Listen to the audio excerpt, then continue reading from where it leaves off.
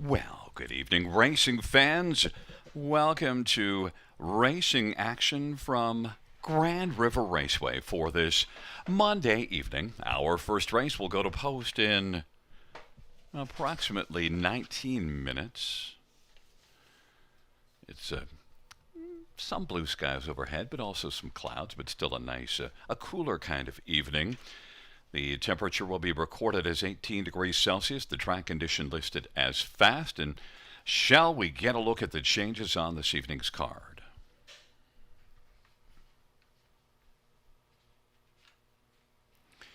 Note in race number 1-7, up the credit with art, a bridle change. Blind bridle to blinkers, blind to blinkers.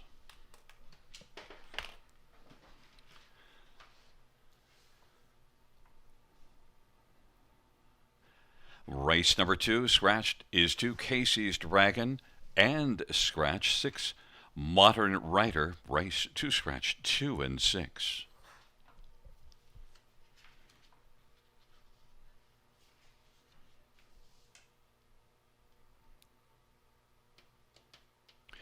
In race number 3, note that number 5, a Surreal Martini, the driver will be Colin Kelly. That's race 3-5, a Surreal Martini. Colin Kelly will drive.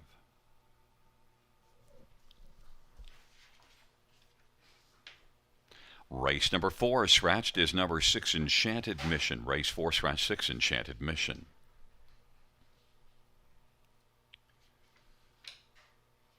Race number 5. Number 5, Ocean View Lucky is scratched. Scratch 5, Ocean View Lucky.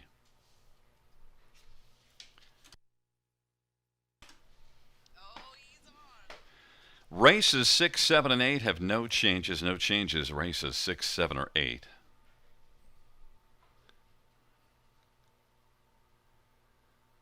Race number 9, number 4, Grugrex King, the driver Nick Stewart. Nick Stewart is the driver of 4. And scratched is 5, Big Mock with Cheese. Race 9, scratch 5, Big Mock with Cheese.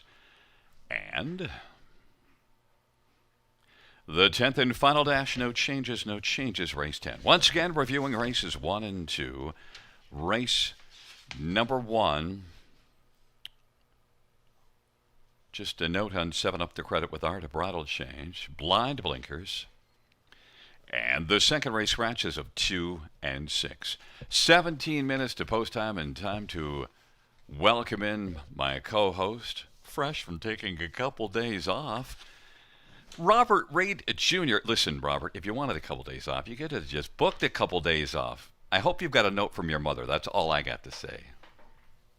I'm just going to hope this works tonight, Gary, because there was no nights off, sir. There was no nights off. I mean, I'm pretty sure I put out some decent winners over the last couple of race cards here at Grand River Raceway. Unfortunately, there were a couple of ghosts in the machine, we'll say, that gets the best of us in this day and age with technology. But from the sounds of it, I think it's working right now. I'm going to knock on wood because it's a marvelous Monday here at Grand River Raceway in beautiful Elora, Ontario. We've got 10 races on the card for you, and I'm excited to be back. And you know what? I know how this goes. I've had a couple of really good nights handicapping, and now tonight I'm back on the air, and you watch.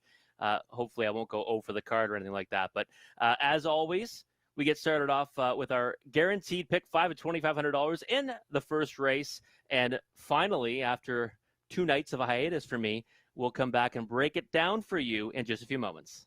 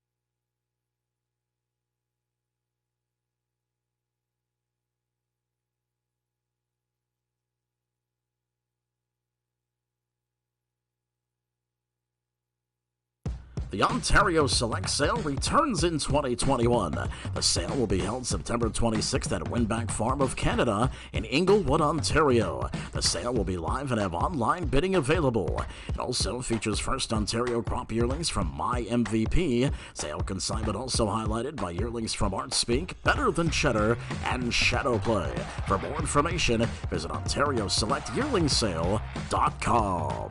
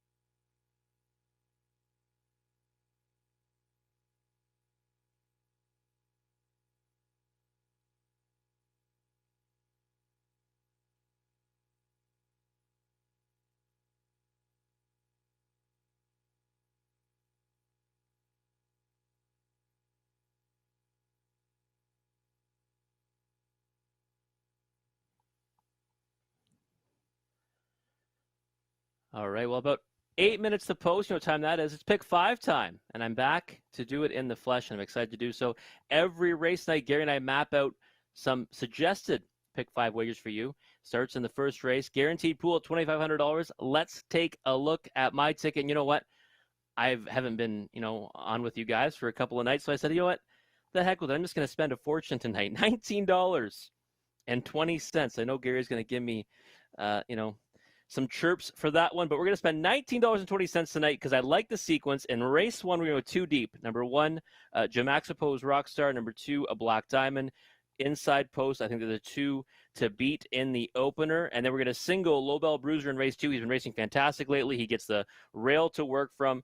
2 in a row, 4 of his last 5. Nothing needs to be said more about Lobel Bruiser. He's my single. Race 3, 1, 2, 4, and 5, going 4 deep in there. I think, in that Philly Mares now is a $5,500 lifetime race. There's some opportunities for a price. So we're going to go 4 deep there. Then 3 deep in the 4th. Number 1, Riddle Me Miss. Number 2, Fluff Me Up is my top choice. Also using number 3, Thor Sealster. And then race 5, the money light, going 4 deep again. I really like number 3, Bo Dover, but I think that there's some opportunities for some price in there. Number 2, Fernhill Flight should take some money. But the number 4, You Are Driving Me Nuts, and number 6, Drive Like Us to Let It. I have to get Gary's help on that name. Number 6, First Start for Rachel Andrew, one that I do think has a big chance in there. It might be a bit of a price in the pick 5, but not so much when we get to that race. So for me, that's going to be $19.20 for a 20-cent wager. But let's see what Mr. Gary Guy has mapped out for us tonight. By the way, drive like you stole it.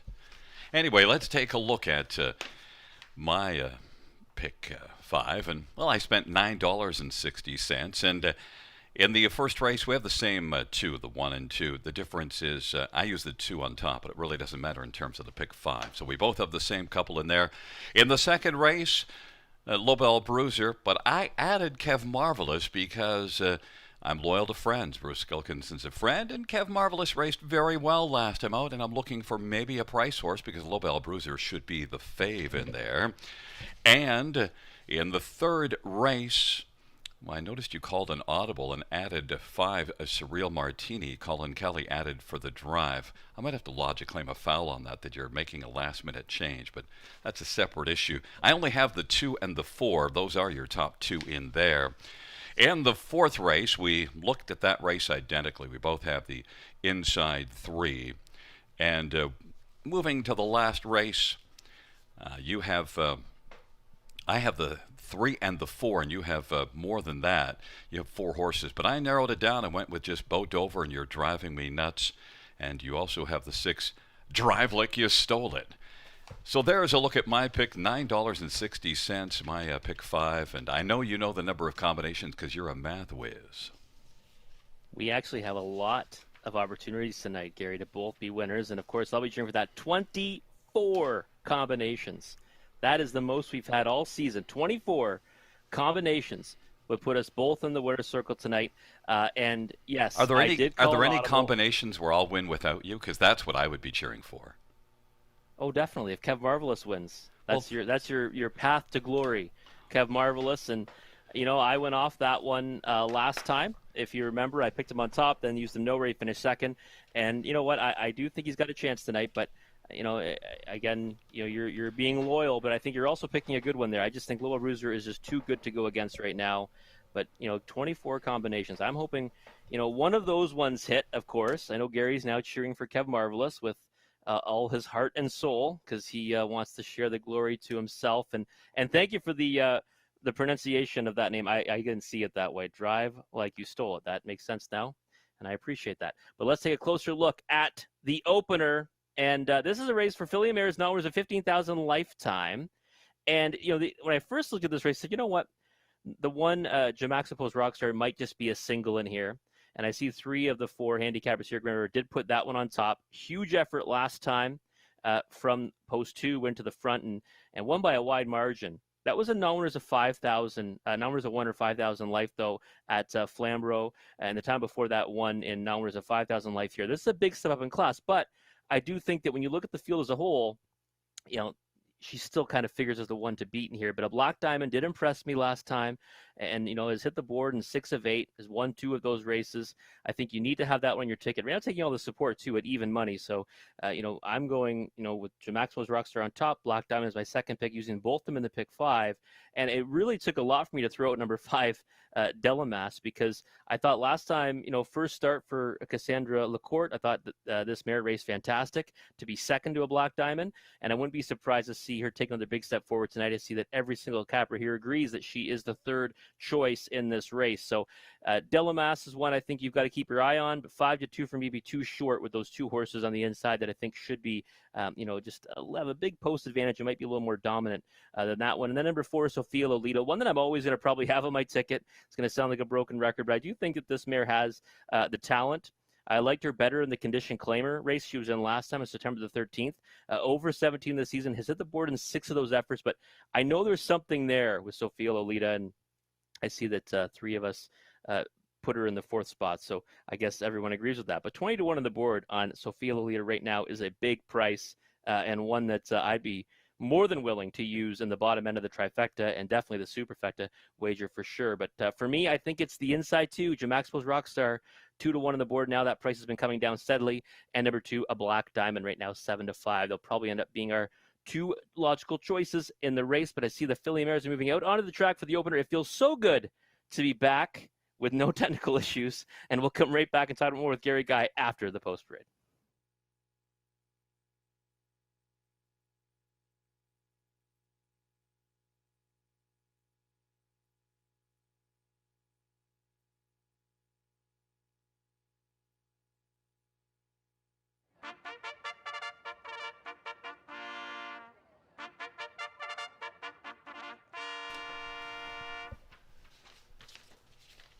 Field 4, race 1 on parade. 1 is Jamaximo's Rockstar, Travis Henry for Mark Winnicott and Jamaximo Racing.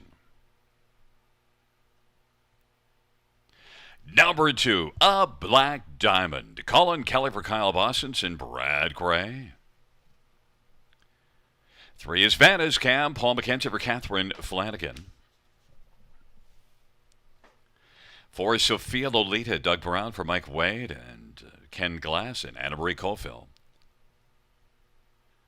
Number 5 is Delamas. It's Anthony Hahn for Cassandra Lacour and Andre Perreault. Number 6 is Sparkle Farkle, Ryan DeRoche for Scott McNiven and Kimberly McNiven and Donald Douglas.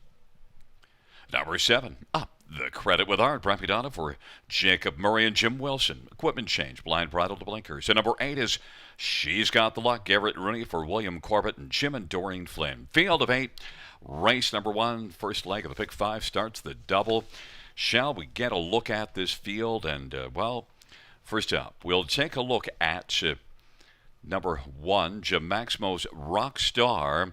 And, Rob's top 1 in here, my second choice. And Jamaximo's Rockstar, what a rocking good start at Flamborough last race, Rob. This one was really on fire. Came home nicely, just widened it out. Now has 3 wins in the past 4, so you're on the hot horse here. 9-5 on the board, Rob. Yeah, and 2 in a row. I mean, this filly should be brimming with confidence, right? Looks good on the track as well. And I just thought that when I looked at this race, it really comes down to me to the inside, too. And I thought that they might be close in odds. I kind of had an inkling that the 1 would be the favorite, but right now it's going the other direction with a Black Diamond. And I'm happy to have Jamaximo's Rockstar on top. Think that the race will be tried to be controlled by Travis Henry with this one, but a Black Diamond is going to be firing as well. It's just going to really come down to who gets the lead, who sits the 2 hole, and it should come down to that pair at the wire.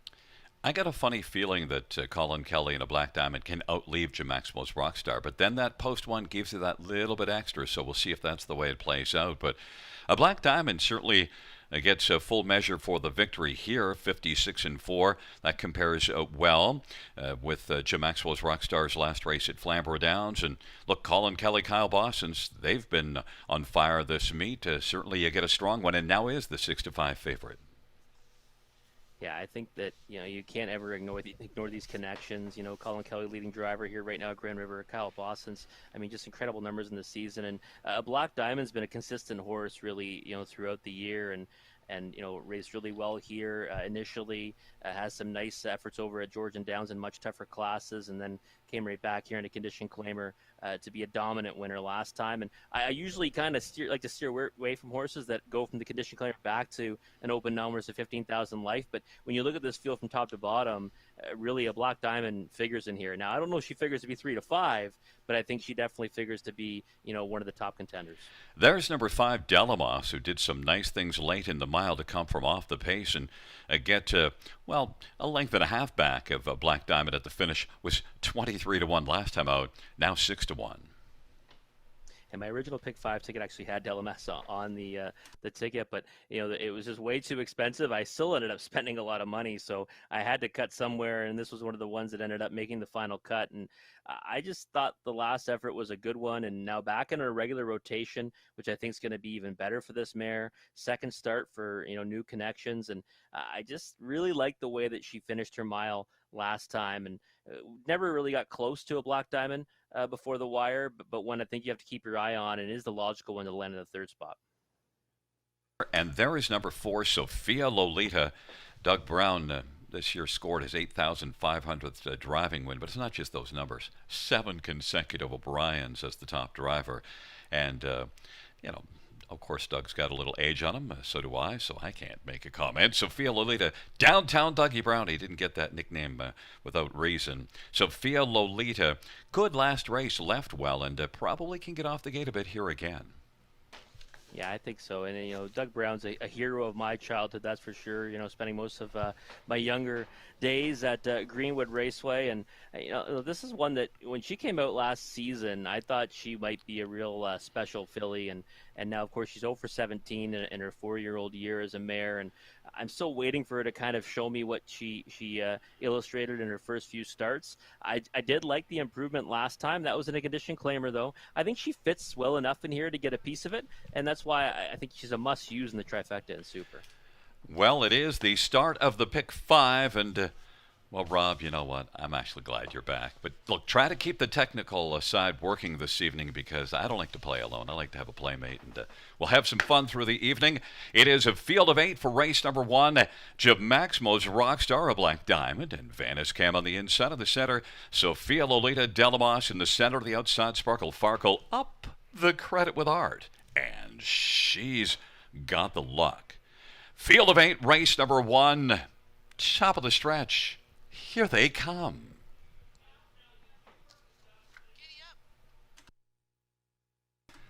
Field for race number 1 is in the stretch, gathering speed, approaching the start. Giddy up.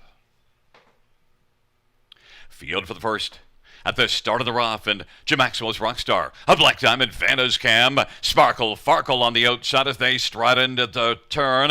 Jamaximo's Rockstar and a Black Diamond. A Black Diamond wants to try to press on to the front. A Black Diamond is now in front by half a length, and a Black Diamond by a length looking to clear Jamaximo's Rockstar, and was able to get the lead. Vanna's Cam's racing third. Sparkle Farkle, then Sophia Lolita and Delamos in the trailing pair up the credit with Art, and she's got the luck. They race past the opening quarter. A Black Diamond, 3 to 5 on the board now, leads Jamaximo's Rockstar as they work on around the turn, and then Vanna's Cam is third. Sparkle Farkle racing fourth, and Sophia Lolita. Delamos third from last in front of up the credit with Art, and she's got the luck. They race off the turn. The field comes on towards us.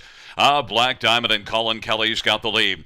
Jamaximo's Rockstar is 2 lengths in arrears, racing second. Sparkle Farkle is on the outside first up, and being followed by Sophia Lolita. Then Vanna's Cam on the inside, and then as they move on around the turn, it is back to She's Got the Luck on the inside to the outside. Delamos and up the credit with Art is on the outside, 4 to the inside, 4 to the outside. A Black Diamond leads it. Challenging on the outside is Sparkle Farkle at 50 to 1, and has come to within about a half length of the lead. Jamaximo's Rockstar with some problems and taken down into the safety lane, and then racing third, Sophia Lolita now. And then Delamos is racing fourth. 3/4, 126 and 4. And it is a Black Diamond, Sparkle Farkle, Sophia Lolita. And Delamos is racing on the outside and getting a little closer. Delamos is fired up and is settled 3 wide. It is a Black Diamond as they turn on down the lane. Delamos is charging. And on the inside, Sophia Lolita. Black Diamond. Delamos is closing. A Black Diamond as they come to the finish. Black Diamond will hold on, but Delamos comes on charging to get second. And then third was Sophia Lolita, and finishing fourth was Sparkle Farkle. 156 and 1, a Black Diamond, Rob, but Delamos was flying late to at least make it interesting.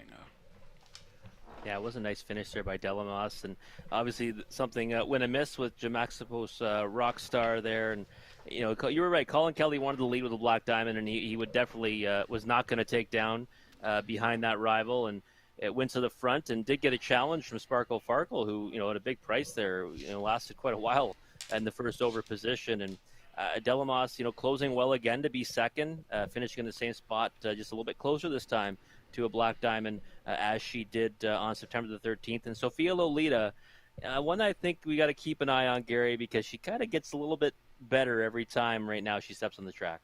Yeah, there's a look at the finish. Is beaten, I would, I guess, say about a length, but beaten just a neck, though, is 5 Delamos, and Sparkle Farkle was on the board in this one at 50 to 1. You won't be looking at 50 to 1 off of that solid effort next time out. No, definitely not. It was a nice effort first over, and a couple of anxious moments there for Black Diamond and the favorite players. And I know Gary Guy gets on the board, right? You picked a Black Diamond? Yeah, well, once in a while, you know, broken clock, right twice a day. Well, no, but hey, I figured, though, I get everything working tonight. And after going, I think 7 winners and 7 winners, you watch. Now tonight you're going to take me to school. Yeah, I'm not that confident. But we do get one here in the first. 2, 5, 4, 6, and a long shot at 50 to 1. Rounding on to the superfecta. Back in front of us is number 2, Black Diamond. A 3-year-old better than Shetter Brown filly, owned by Brad Gray, trained by Kyle Boston's Colin Kelly, the winning driver. It's the third win this year in lifetime of Black Diamond. 156 and 1, a new career mark.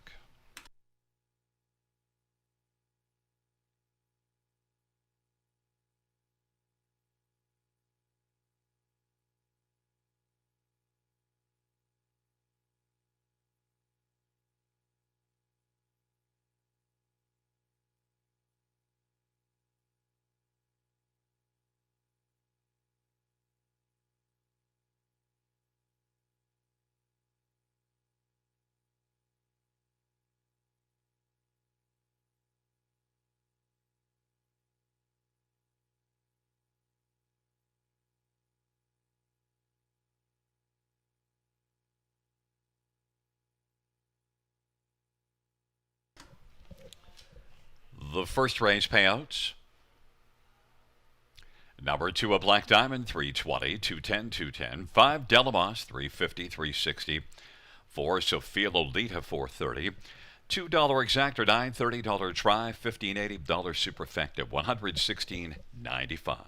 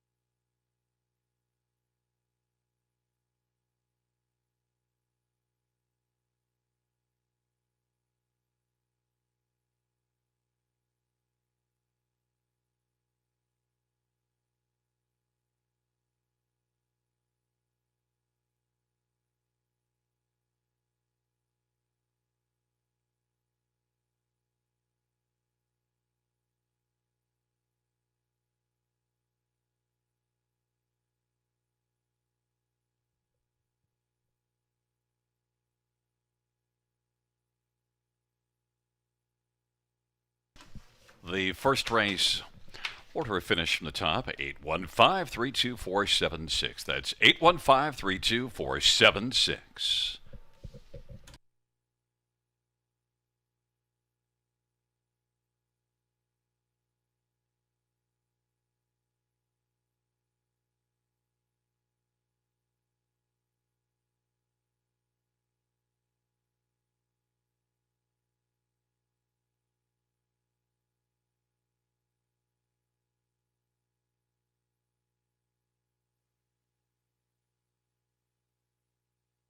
Well, the openers in the books, a black diamond, the winner for Colin Kelly and Kyle Bossens.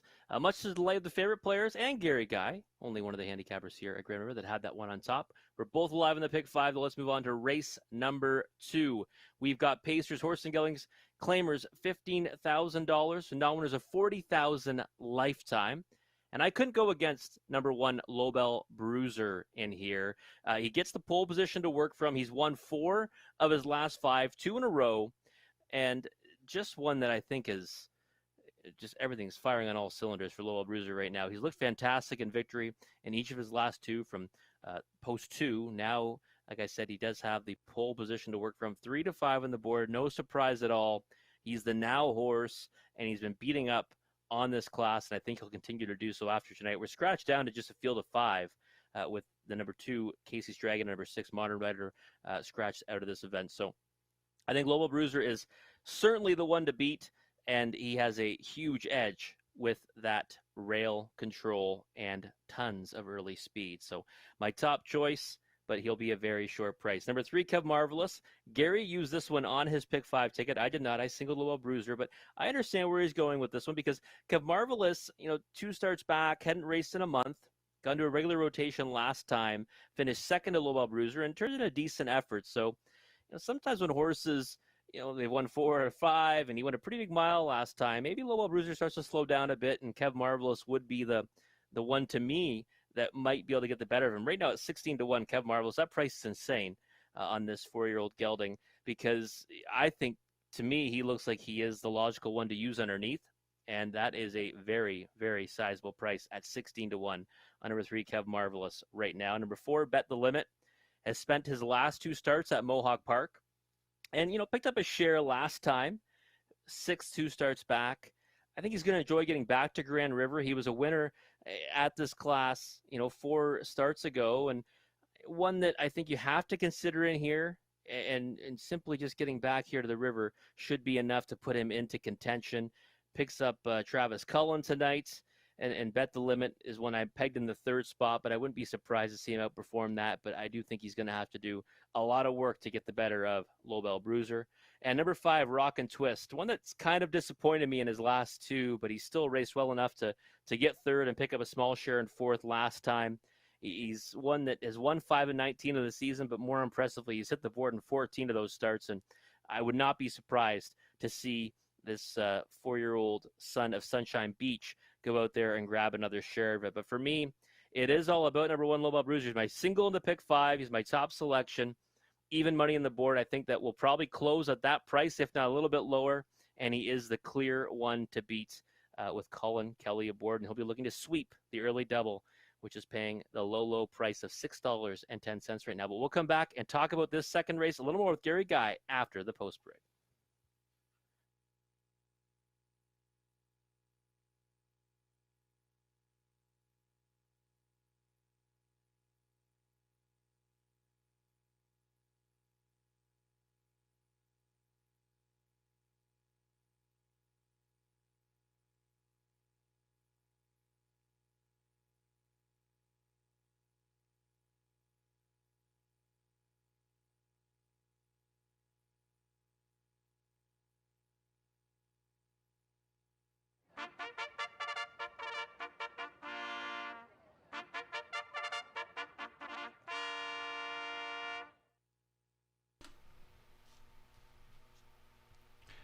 Field for the second on parade. 1, Lobel Bruiser, Colin Kelly for Vern Cochran and Leonard Van Veen.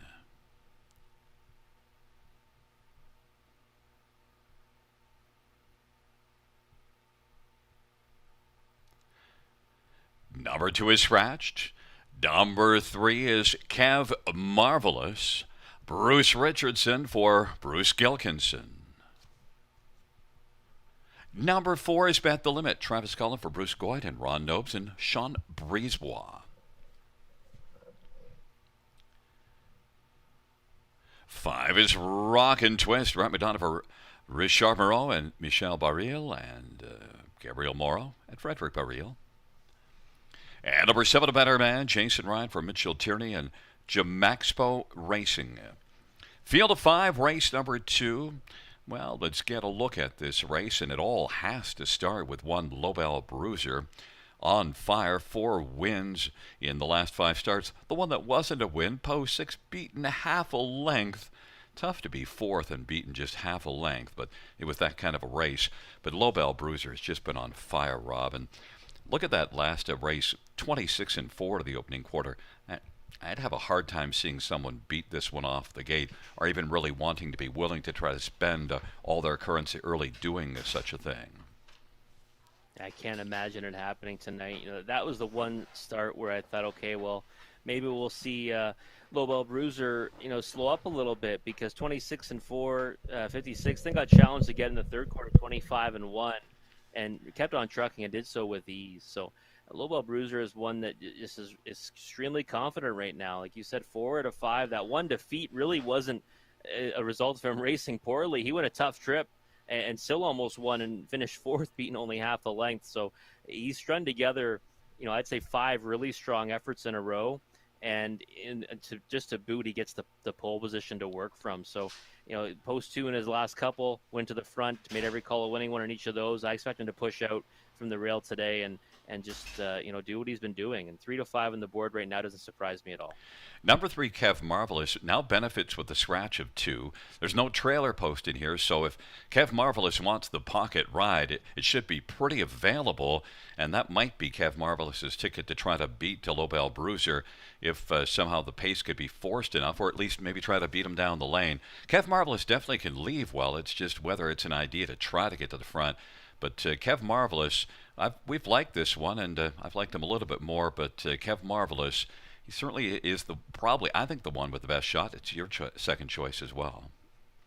And we've said it before too, Gary. When you get a compact field, sometimes there's less racing and less fractions to be concerned with a front runner. And I think Kev Marvelous should be able to maintain that position. If there was a trailer in this race, then I think it might be a little more difficult. But he now has post 2. He inherits that spot to scratch number 2, Casey's Dragon, and Bruce Richardson is a driver that doesn't usually like to give up too many spots off the gate. So I think Kev Marvelous should be looking for that 2-hole, and that's really where I think he becomes dangerous. Last time ended up having to settle for the runner-up spot, but who knows? Like I said, sometimes horses like Lobel Bruiser, at some point, they're going to get beat again. I'm hoping it's not tonight. He's my single in the pick 5, but right now, 6-1 on the board, Kev Marvelous is a pretty big price. Now, number 4, the last time that Lobel Bruiser was beaten, Bet the Limit got the job done. Had an inside post and got a pocket trip. Bet the Limit, that last race at Mohawk did finish nicely, 27-4 final quarter. So Bet the Limit at least is one that's a consideration as a possible if you're looking for an upsetter. There's some positives in there with Bet the Limit and Travis Cullen for Bruce Goyd. Those are a couple of sneaky good efforts, I'd say, from Bet the Limit at Mohawk Park, and that class there is, I would say, more difficult than this one, and one that right now at 8-1 on the board is an overlay. There's no question about that, because when he was racing here at Grand River earlier in the season, you'll see he's got a couple of wins right there on the program page. So the question for me with Bet the Limit is, where does he get away today? If he gets away in the 3-hole, well, guess what? It's going to be tough sledding at that point, because I'd hate to have to go first over against Lobel Bruiser, that's for sure. But if Bet the Limit can ever work out a better trip than that, then he becomes dangerous. And I still think at 6-1 right now, he's a bit of an overlay. And number 5, Rock and Twist. It's Bryce McDonald, Richard Moreau, so you have to talk about them. Drop down. The last 2 were with this class. Lobel Bruiser won each of those, but Rock and Twist certainly has flashed lots of ability in different spots. Yeah, he's kind of an interesting one, because I was disappointed with both of his last 2 efforts. I thought he could have raced better. Sat the 2-hole, 2 back, ended up backing up to finish 3rd, beaten by a pretty decent margin. Last time didn't really make a step forward. So if he comes up with a better effort tonight, I could see him, maybe getting higher up in the exotics. But for me, it's just a small share. Well, there is a look at your field for race number 2. It is a field of 5 scratches of 2 and 6. Both Robert and I are on 1 Lobel Bruiser, but I did include 3 Kev Marvelous in my pick 5, just looking to get an upset. And Kev Marvelous is down to 3-1, but 1-5 in Lobel Bruiser. Field taking up their positions. Lobel Bruiser, Kev Marvelous on the inside. In the center, Bet the Limit. To the outside, Rock and Twist, and A Better Man.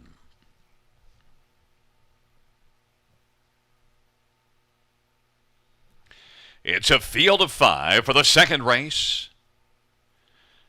They're at the start of the rough, and Bet the Limit and Kev Marvelous and Rock and Twisted on the inside. Lobel Bruiser as they fire on around the turn. Lobel Bruiser uses that post one advantage. Rock and Twist is rocking hard. Lobel Bruiser made a break in stride. It is Kev Marvelous and Rock and Twist now as they work their way into the backstretch. On the outside, Rock and Twist. On the inside, Kev Marvelous. Kev Marvelous wants the front and has it. Rock and Twist now is into the pocket. Bet the Limit is racing third. A Better Man is fourth, and then Lobel Bruiser now trails the field, has a lot of work to do. Kev Marvelous at 3-1. Works on a lead on that far turn. 27 seconds is the opening quarter, and it is Kev Marvelous and Bruce Richardson. Now we'll be looking for a second panel breather, and has Rock and Twist in the pocket. Bet the Limit is on the inside third, and racing fourth is A Better Man. Lobel Bruiser is fifth. It is Kev Marvelous on past the half, and a lead of about 2.5 lengths. Halftime was recorded 56-2, 29-2 in the second panel, and Kev Marvelous and Rock and Twist on the inside. There goes Bet the Limit now to the outside, and then A Better Man is racing positioned fourth as they work their way on down the backstretch. Kev Marvelous now to get a challenge from Bet the Limit. Bet the Limit has moved up closer with every stride and now is just about a head off the lead. Inside third, Rock and Twist, and A Better Man has moved to the outside, and Lobel Bruiser is last. 3/4, 125-3, and on the outside, Bet the Limit's got a slim lead over Kev Marvelous, and then to the outside, it is A Better Man and Rock and Twist. These four are going to settle things as they turn for home. It is Bet the Limit, but Kev Marvelous hasn't thrown in the towel and is fighting on the inside. A Better Man is sent out wide. On down the stretch, Rob, they come. Kev Marvelous up the inside is Rock and Twist, and in the center of the track, Bet the Limit, Rock and Twist on the inside. Bet the Limit, A Better Man and Kev Marvelous. Rock and Twist 155 flat. Well, Rob, that race dramatically changed with the action on the first turn of the break of Lobel Bruiser.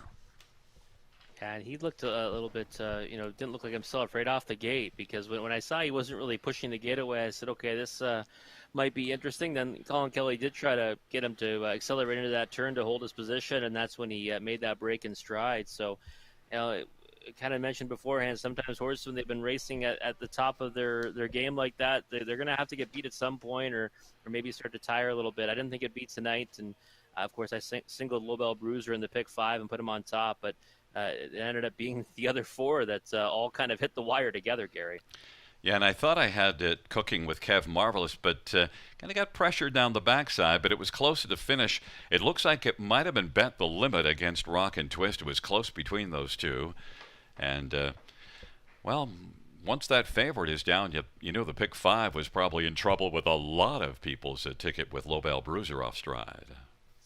Oh, for sure. That's a huge knockout in the pick 5. We started off with the favorite, but now, in race 2, when a horse that's that short of price blows up and a definite single on most people's tickets, now it's going to pay. And, it looked like Bet the Limit did get the better of it late, but it was close between him and Rock and Twist. But either one of those will be a decent knockout. I actually thought the same thing, Gary. When Kev Marvelous got to the front, I said, okay, well, Gary's going to be alive on a nice one here. And it just didn't work out because he got pressured really for much of the mile. First up effort for Bet the Limit, and he managed to fend off Rock and Twist, who also was very game at 8-1. I came up the inside too, and I actually thought that one might fire up the passing lane to get the better of everyone, because Bet the Limit had gone a pretty difficult trip. But gritty effort from this 4-year-old son of Better's Delight to find the winner's circle, and one that we had mentioned has won here frequency in this class. So 9-2 or 7-2 on the board right now is a pretty solid price. Well, the one that won the last time Lobel Bruiser lost was Bet the Limit. And again here, Bet the Limit, 4-year-old Better is Delight Brown Gelding, owned by Ron Nobes and Sean Brisebois. Bruce White, the trainer, Travis Cullen. is the winning driver. Mile of 155 flat. Bet the limit.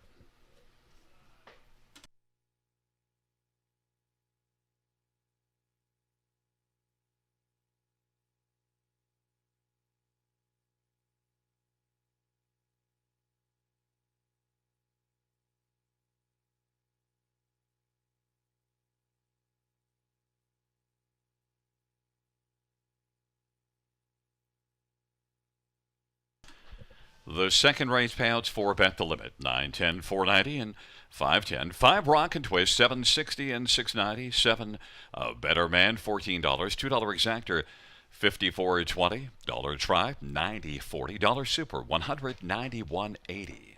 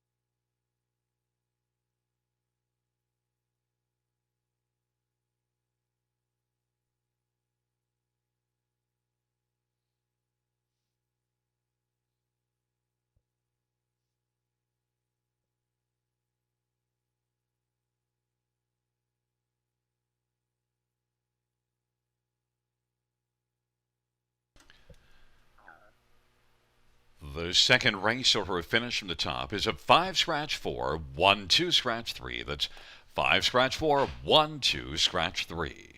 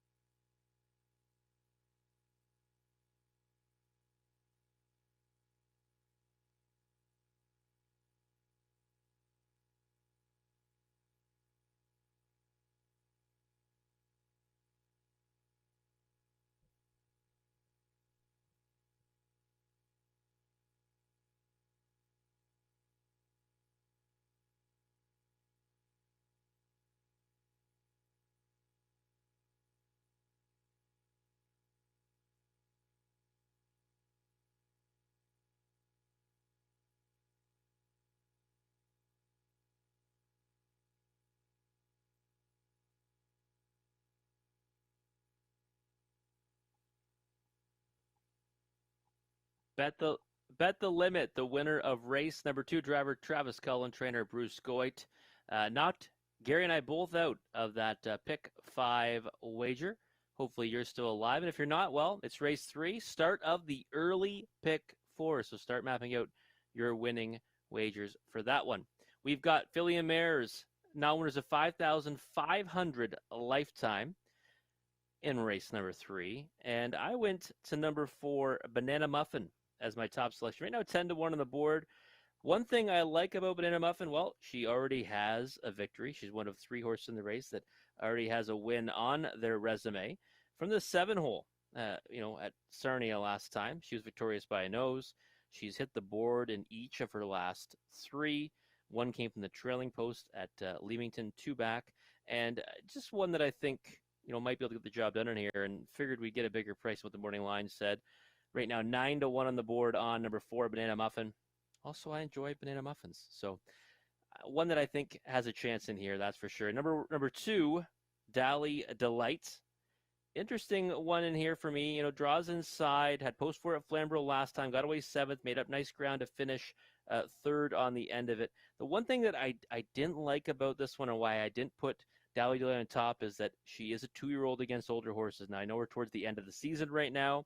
People are going to say, well, it doesn't matter as much anymore in September. But for me, I'll put stock into that right till the end of the year, because I still rather bet older horses against the 2-year-olds. And that was my only knock, really, on Dally Delight. She's 7-5 on the board. I get it. But because of that maturity disadvantage, we'll say, I did put her in the 2nd spot.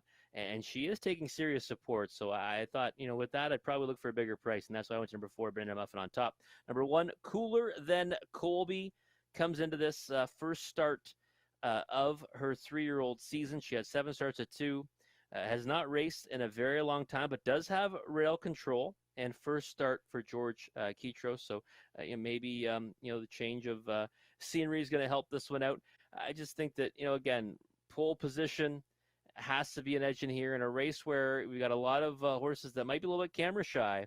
Maybe just that edge with the post position might play a big part in it. Now, in the 4th spot, and maybe would have been rated higher because this was an audible that I did call, number 5, A Surreal Martini. Very intriguing one for me. She's 3 years old. She's only got 1 start under her belt at Kawartha Downs. A couple of, I'd say, decent qualifiers. Did make a break in one of them at Mohawk Park, at least decent enough against this group. And, you see Dan LeBlanc now hands the lines over to Colin Kelly tonight. The top teams are here at Grand River Raceway. So I ended up putting her in the 4th spot, but I'll be honest, that was a late audible. I was trying to figure out where I could put this one. I probably would have ranked her even higher if, Colin Kelly had been named on her. He is the top driver here at Grand River. So I think A Surreal Martini is an intriguing one in this 3rd race, the opening leg of the early pick 4. 4-1 on the board right now on that one. And I think you cannot ignore her chances in here at that price. But the fillies and mares are moving out onto the track, and we'll come back and talk about this race a little further with Gary Guy in just a few moments.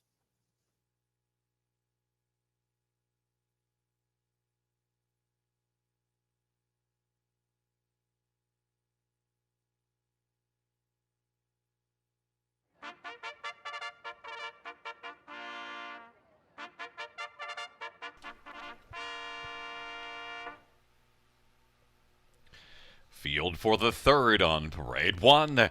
Cooler Than Colby, George Ketros drives and trains for Rebecca Williamson and Connie McTaggart. And number 2 is Dally Delight, Brett McDonough for Dr. Trevin Shive and Tim Shive. Number 3 is Play Like Carrara, Garrett Rooney for Darian Ham. Number 4, Banana Muffin, Chris Johnston for Lawrence Johnston. And number 5 is Surreal Martini, Colin Kelly for Dan LeBlanc. Number 6 is Ann's a Credit, Bruce Richardson for Randy Jarvis and Jim Wilson. Number 7 is Best Kept Secret. It's Scott Calder, Sean Hyatt, and John Bell. Well, let's get a look at this field for race number 3. And By the way, there's the look at the photo for the show back in the second. Kev Marvelous getting nosed out of third. We'll look at this field for the third, and we're going to start first up with Rob's top one, number 4, Banana Muffin. And yeah, who doesn't like a banana muffin? But I didn't use this one on top. And Rob, Sarnia, not as fast a track as Flamborough, mile of 59 and 2. You mentioned being a 3-year-old against 2-year-olds, and I understand your reasoning. Banana Muffin's been pretty solid, 4 top 3s out of 7, and shows improving form, has been better of late than earlier.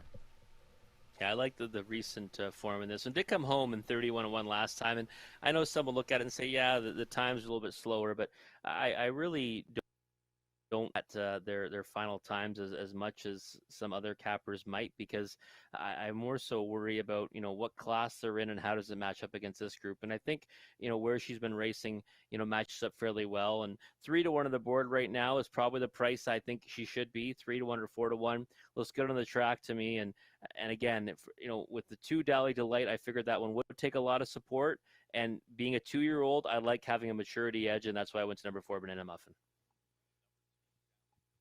Well, number 2, Dally Delight, is right now a co-favorite at 2-1 with 4, Banana Muffin, and does get the better post position, although hasn't shown gate speed in the last couple, but does show it at Dresden. If you go back, August the 1st got off the gate in 28-3. I think fires from post 2, Brett McDonald driving.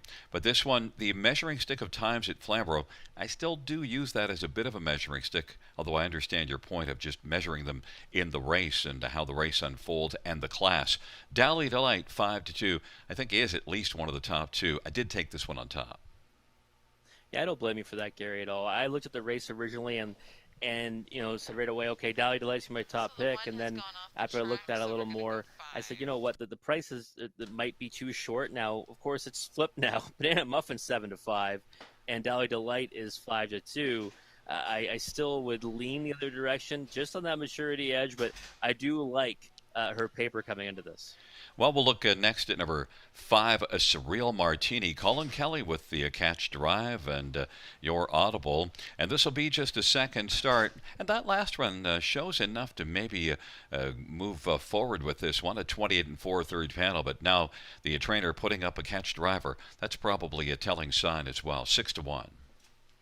It definitely is for me anyways. And she looks alert on the track. She's got her ears up and looks like a nice filly out there. And listen, 6-1 on the board. I made the audible, and again, your selections are already made, and I couldn't really get her higher in that 4th spot. But I added her to the pick 5 because I said, you know what, with Colin Kelly aboard, our leading driver here at Grand River, her stock rises significantly. And, I think even Dan LeBlanc would say that, and he wouldn't have put Colin Kelly aboard if he didn't think that. So I think that you need to consider this one, and I'd be putting this horse up, very high up in my exotics, and maybe even consider a win bet at 5-1. There's number 3, Play Like Carrera. One is back in the paddock. So 3, Play Like Carrera is one that I used on the bottom of the ticket. Had an interesting race at Leamington. At least got off the gate reasonably well. The winner was gone, but Play Like Carrera finished 3rd and has a bunch of experience racing at other tracks, but now a second start here for Darian Ham. And Play Like Carrera, Rob. Yeah, it does have a victory, and that's one thing I do look at in these type of races too, is what horses have already had their picture taken, and that's just, Banana Muffin, Dally Delight, and Play Like Carrera. And I do think that when you look at this one's recent form, you've got to give her some consideration in here. 14-1 on the board. I'd say one for me to use on the bottom end of the exotics, and I don't fault you at all for putting her in one of your bottom spots. Number 1, Cooler Than Colby, is the one that you used in the 3rd spot, and now I imagine if you had it, you'd use 4th and move Surreal Martini out. But Cooler Than Colby, inside post, a lot of qualifying experience. Yeah, a lot of experience in the qualifiers, in preparation for this effort. And, change of scenery as well, which, I don't mind with one that was 0-7 and just 1 3rd place finish in her rookie season. So, it looks like a pretty decent size mare on the track there, or filly on the track there. And I think that, when you have to look at and say just the pole position alone, if she, behaves herself, can push out for a decent spot off the gate, she should be able to get a piece of it. Well, the price right now is 9-2 on Cooler Than Colby. You're on the favorite, number 4, Banana Muffin, at 3-2. And I've got 2 Dally Delight, although now I'm getting hungry for a banana muffin.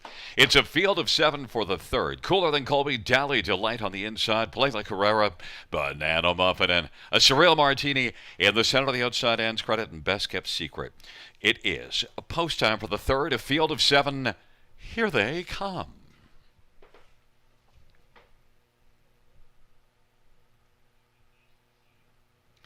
It's a field of 7 for the third. There at the start of the rough, and Cooler Than Colby and Dally Delight from the outside. Best Kept Secret and a Surreal Martini. Dally Delight is off stride. Cooler Than Colby has got the front right now. A Surreal Martini is second. Best Kept Secret's racing third. And Credit is positioned fourth, and then Banana Muffin and Play Like Herrera. Cooler Than Colby at 5-1 has the lead as they race on to the opening quarter. And a Surreal Martini and Colin Kelly keeping a watch on Cooler Than Colby as they race their way on towards the opening quarter. And now a Surreal Martini wanted to move to the outside as Cooler Than Colby has got the lead and now is going to drive on and get back down to the inside with Surreal Martini as Colin Kelly. And then Best Kept Secret's racing third. And Credit fourth, and then Banana Muffin, Play Like Herrera, and Dally Delight. 29-3 the opening quarter. They race off the turn. Cooler Than Colby has the front for George Ketros, and the lead right now is about 3.5 lengths. A Surreal Martini is second, and now looking to close that gap. Best Kept Secret third. Now Banana Muffin has deserted the pylons and is moving on the outside. And then it is back to Ann's Credit, Play Like Herrera, and Dally Delight. Into the backstretch they go. Best Kept Secret on the outside now at 22-1 is firing up hard on the outside and looking to take down Cooler Than Colby. Leads it by a nose. Halftime was 59-1, and Cooler Than Colby made a break in stride and is taken out of harm's way, impacting Ann's Credit as well. And Dally Delight with a break, but the front four by 3/4, 128-4 is the 3/4 time. And it is Best Kept Secret, a Surreal Martini. Banana Muffin is racing third, and Play Like Herrera is fourth, and they roll to the top of the stretch. Best Kept Secret leads it by about 2. And then second is a Surreal Martini. But Best Kept Secret continues on. Best Kept Secret, and Scotty Coulter wins it. And then finishing second was Banana Muffin. Off stride at the finish was a Surreal Martini, along with a Play Like Herrera was on stride at the finish as they were together 1:58-2. The mile time, the inquiry will no doubt go up pertaining to that break in stride. Coming to the finish of 5, a Surreal Martini. The second race didn't blow up some pick fives, Gary. The third race sure did. Best Kept Secret, outside post, and a big number on the board. I think I saw 22-1. I think that's what you went off at. Yeah, 22-1 on number 7, Best Kept Secret with Scott Coulter aboard. And, you know, it was kind of just a weird race right from the get-go. Dally Delight makes a break early, and then Cooler Than Colby, you know, made a break down the backside.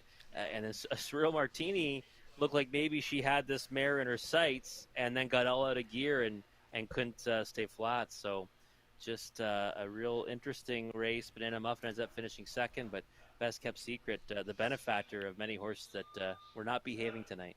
And Cooler Than Colby is one to keep an eye on into the future, although I thought I did see at different times a little bit rough gatedness, and I think that might have been why Colin Kelly pulled out from being on her back around past the quarter. But still, Cooler Than Colby, if that filly gets straightened out, she might have something there. Yeah, I think so. I thought she looked pretty good in the lead when she was doing her best pacing, we'll say. Because, yeah, I did get get a bit steppy at times. But we saw that in the paper leading up to this. So, but again, looked good in the lead. And I thought a few times in the mile there, she might be gone on them. And Surreal Martini, similar spot, really. Looked really good for most of the mile until she got out of gear in the last turn. Well, Best Kept Secret, Scotty drove this one last time out and it didn't work out, but he got the job done here at 22-1. It's a 7-4-5-3. And back in front of us is number 7, Best Kept Secret, a 4-year-old astronomical bay mare owned by John Bella Petrolia. Sean Hyatt is the trainer. Scotty Coulter, the Tan Tornado, victorious in race number 3 and 1:58-2.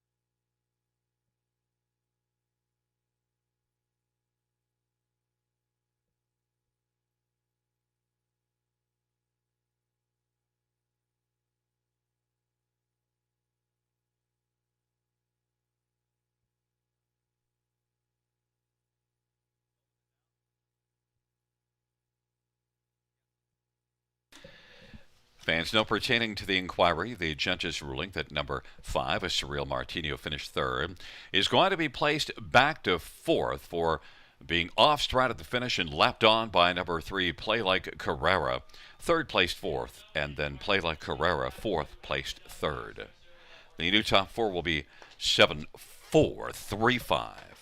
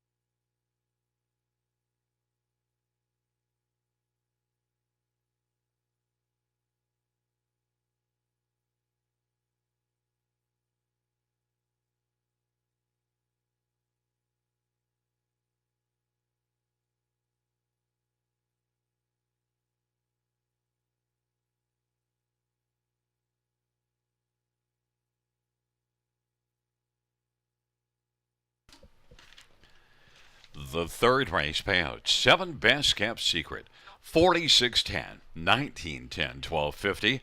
4 banana muffin, 420, 390, and 3 Play Like Carrera, $7. $2 exactor, $221, $50 try, 904.75. 20-cent super, 941.56. Ka-ching.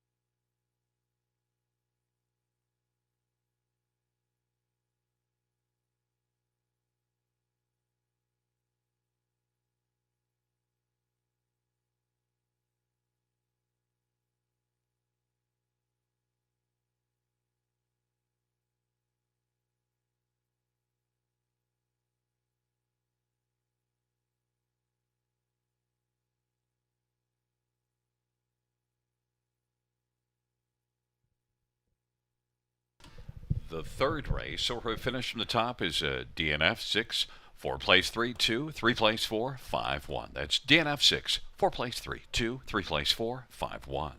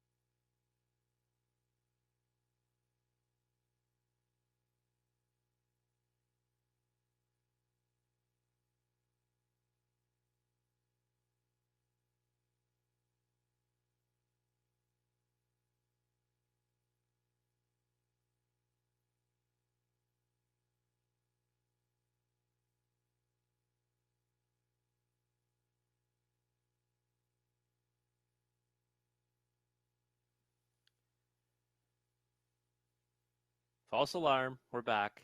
Best kept secret, a winner in race number 3, 22-1 for driver Scott Coulter and trainer Sean Hyatt.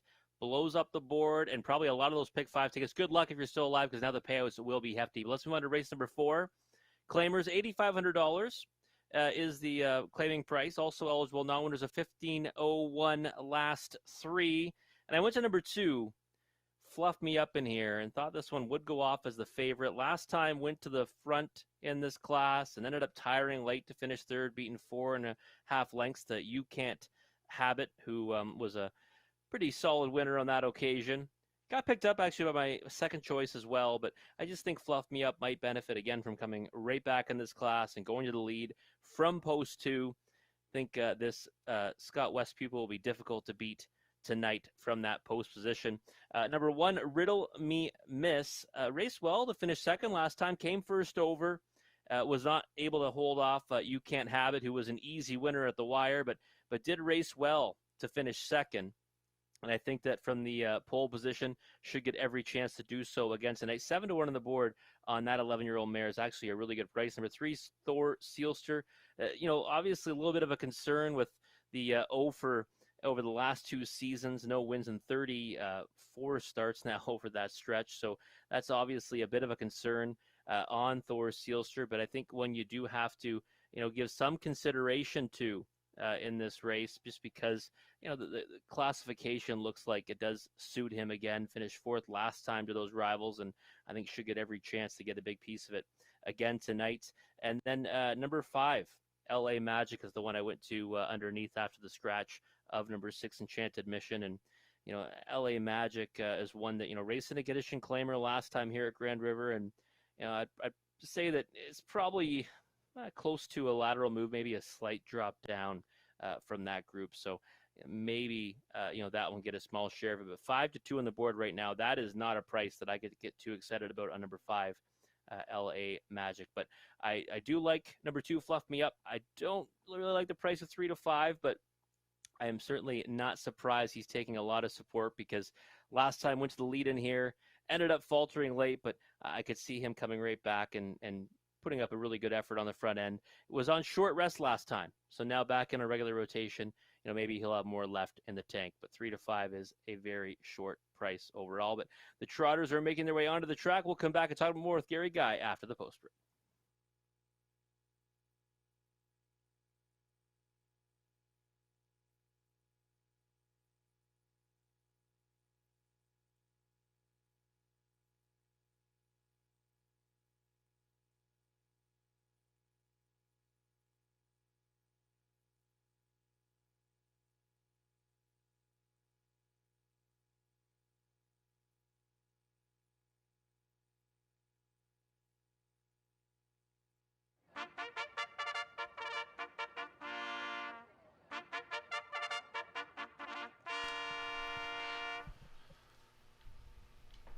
Field for race number 4 is on parade. Number 1 is Riddle Me Miss, Robert Shepard for Daryl Fleming. And Larry Beck and Don Schulteis. Number 2 is Fluff Me Up, Scott Calder for Scott West.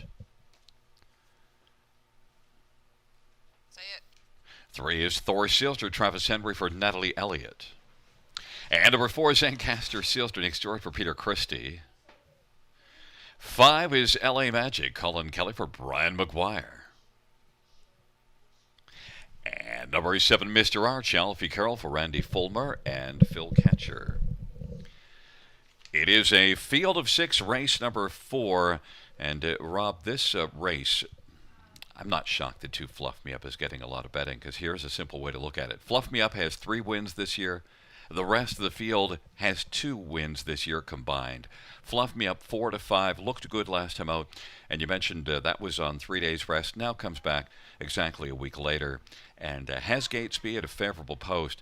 I think it all adds up to Fluff Me Up, but boy, 2 to 5 is awfully tough to take on just in this class, because at this level you don't get nearly the level of consistency that you get in a little higher classifications.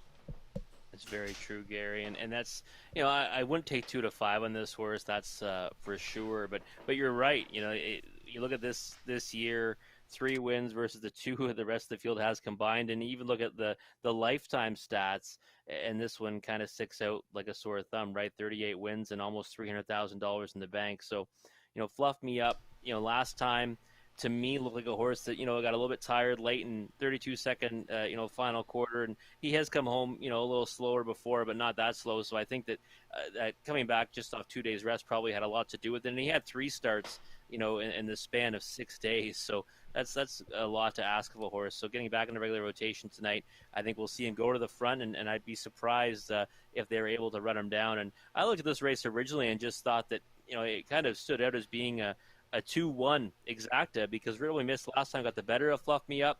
I do think that that maybe the tables get turned tonight, but for me, I think that's the logical top 2 in here.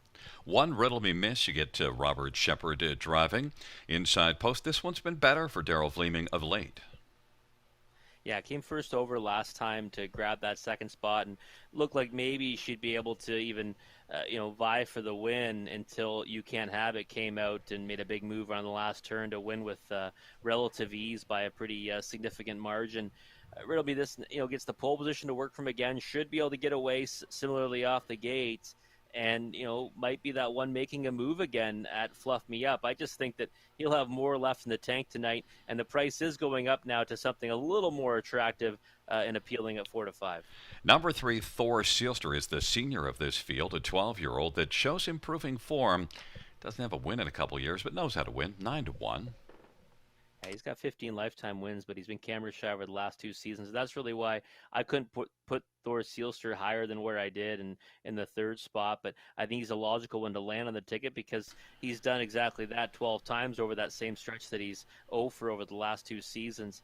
Good post to work from, 11 to 1 on the board. It's just difficult to get behind one that hasn't found the winner's circle in a long time. And number 5, LA Magic. Colin Kelly had the drive on this one last time out. Had a tougher post and was at least able to come on to be beaten just 4.5. Maybe with a better post, a slight bit of a step down. Maybe LA Magic can come up with a better outing. Look, Twinbee Hugs is a better one than anyone that he's facing in here, the one that beat LA Magic. And LA Magic, maybe Colin Kelly has him more fired up here from a little bit better post position. Yeah, I'd probably bet Twinbee Hugs in here, that's for sure. And you look at it and say, yeah, better post to work from, and the price, not as attractive as it has been in that class, but should fare better, that's for sure. The support actually has been something I've been looking at on this horse. 5-1, and has taken money throughout the wagering. Maybe second start now here at Grand River, and this one comes up with a better one. Another one that raced off short rest last time. I couldn't get to this one anywhere higher than 4th, but I wouldn't be surprised if LA Magic hit the trifecta. Yeah, LA Magic now at least comes back 5 days later after last time having a 3-day layoff. And LA Magic 5-1, but right now 2 Fluff Me Up is sitting at 2-5. I'm not surprised the price is that low. I don't like to take 2-5. I'm just not sure how I see Fluff Me Up being beaten. But one thing I would say, and I think you agree, at this level, sometimes it's better to take a flyer against a favorite as opposed to higher classer horses where the favorite status is probably a little more likely to hold. Yeah, you hit the nail on the head earlier, Gary. The consistency at this level is typically not there. We saw Fluff Me Up just got beaten this class, on September 13th. We made excuses for him, but he got picked up on that occasion and kind of got things his own way in the front end. So 2-5 is definitely a tough pill to swallow. And he did get beaten by Riddle Me Miss, who finished a second. So that is worth noting because Riddle Me Miss is 5-1. The field for race number 4 taking up positions. It is Riddle Me Miss and Fluff Me Up on the inside. Of the center, Thor Sealster, Ancaster Sealster. The outside, LA Magic and Mr. Arch. It's a field of 6. Race number 4. Here they come.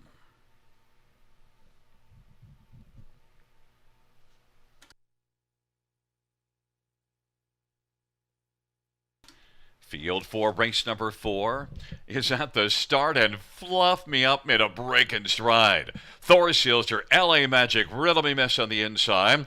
Mr. Arch, Ancaster Sealster, and Fluff Me Up as a broken stride as the favorite. And now into the backstretch they go. LA Magic has come on to get the lead. LA Magic's got the early magic. Thor Sealster's racing second. Riddle Me Miss is third. A break from Ancaster Sealster. Mr. Arch is racing fourth, and now Fluff Me Up has come on to take over fifth at Ancaster Sealster. After that break is back trailing the field. LA Magic and Colin Kelly at 4-1. Thor Sealster at 14-1 is racing second and looking to close the gap. That gap is about 2.5 lengths behind the leader, LA Magic and Colin Kelly. Riddle Me Miss and Robert Shepard is on the inside third. Mr. Arch and Alfie Carroll is fourth, and then it is Fluff Me Up and Scotty Coulter, and back trailing the field, Ancaster Sealster next to it, and they roll their way up to the half, and it is LA Magic who's leading on past the half. That opening quarter was 28-4, and the half was recorded in 59 seconds as they work their way on into the backstretch. LA Magic is getting things all his own way and leads it by about 4 or 5 now. Thor Sealster second. Riddle Me Miss now is going to pop to the outside, but has work to do. And then Mr. Arch and Fluff Me Up and Ancaster Sealster. And they work on down the backstretch to 3/4. It is LA Magic, but getting closer, Riddle Me Miss. And on the outside, Mr. Arch, and then Thor Sealster. 3/4, 129. LA Magic, the lead is down to about 2.25. And then Mr. Arch got a little rough as they race their way to the top of the stretch. It is Riddle Me Miss who's racing second. Mr. Arch is third. Thor Sealster fourth. And then Fluff Me Up is racing fifth. The field turns on down the stretch by, and it is still LA Magic. LA Magic is going to win it, and then Riddle Me Miss was a second, and then coming on to finish a third was 7 Mr. Arch and Thor Sealster fourth, a mile of 1:59 and 4.5. LA Magic, the race changed very dramatically with the favorite making a break early on the mile, Rob. We've seen that quite a bit tonight, haven't we, Gary? Yes, I think we've seen that before. Yeah.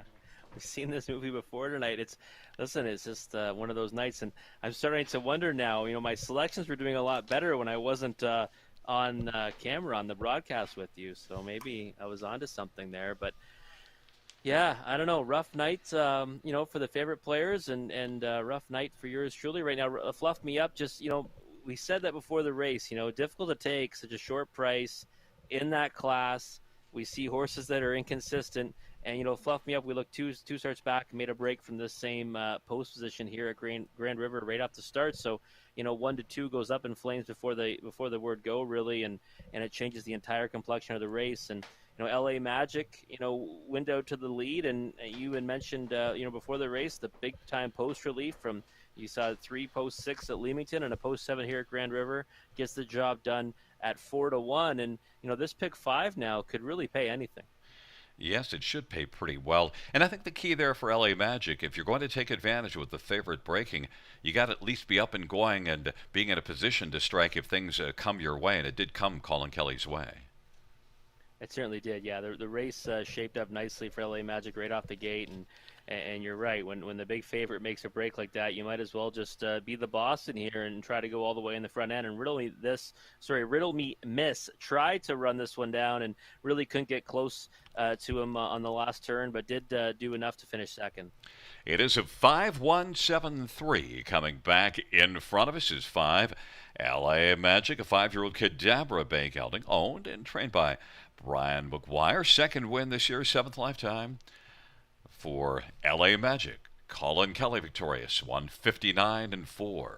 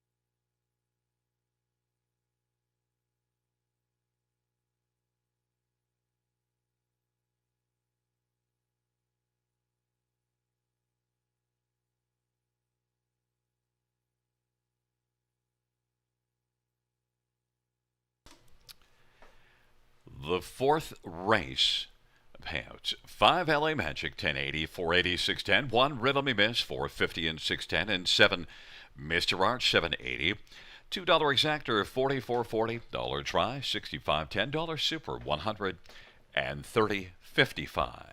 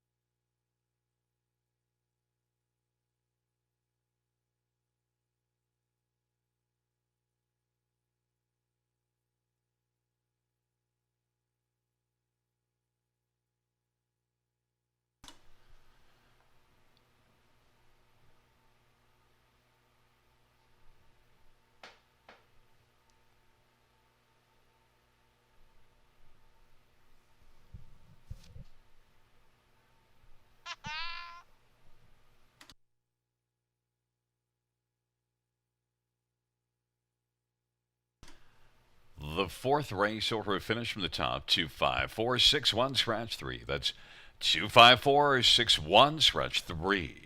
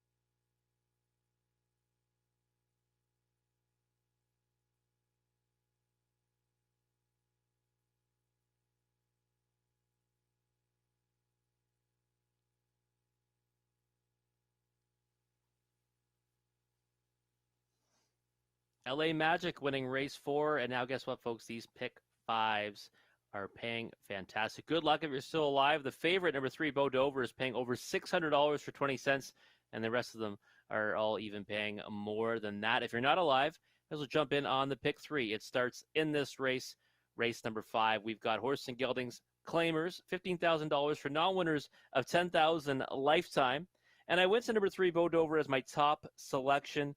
Was a winner in a similar class at Flamborough Downs last time, and was racing at Leamington before that. Is 4 wins and 12 starts, and has hit the board in 8 of those outings this season, and has done really nice things for trainer Tyler Nostad so far since moving to that barn back in August. So Bo Dover, decent post to work from. Austin Story in the bike, strong connections, early speed, a lot of boxes being ticked with that one, as well as all the handicappers here at Grand River putting this son of Big Jim on top. Now, number 6, Drive Like You Stole It.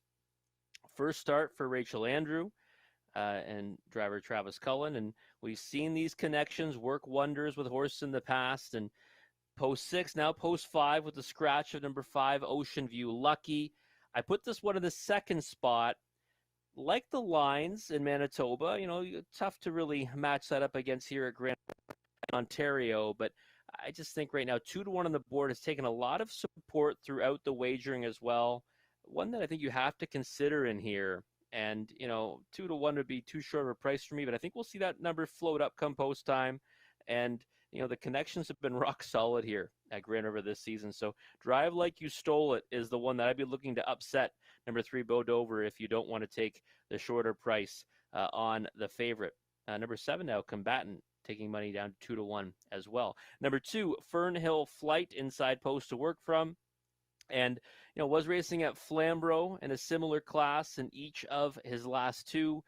Raced well towards the front end, 2 back to finish 3rd last time. It looks kind of hooked up in a battle before tiring to finish 8th, beating 17 lengths. So looking for a rebound ever from this one at 11-1 on the board right now. And number 4, You Are Driving Me Nuts.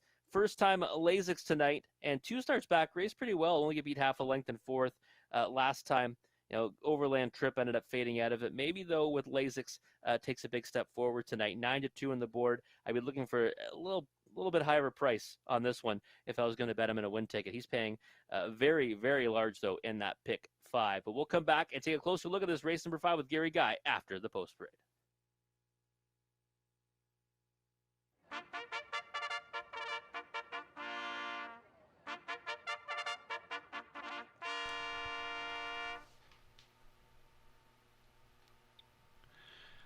Field 4, Race 5 on Parade 1, Sports Bliss, Chase and Ride for a numbered company from Ottawa.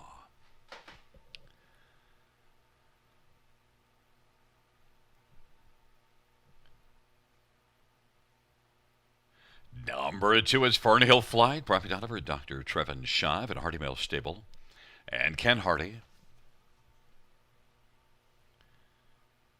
3 is Boat Over, Austin Sorry for Title Nostad and Blue Shoe Investments.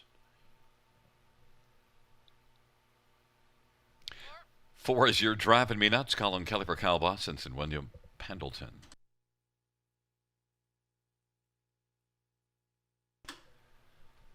5 is Scratch. 6 is Drive Like You Stole It, Travis Cullen for Rachel Andrew and A1 Stable. 7 Combatant, Scott Quilliver, Blake McIntosh and Hutt Racing. Field of 6. Race number 5. Oh, there he is. And now joining us is 3 Bo Dover, Austin Sorry for Title Nostad and Blue Shoe Investments. Field of 6, race number 5, and we're going to stay right there on the screen with number 3, Bo Dover.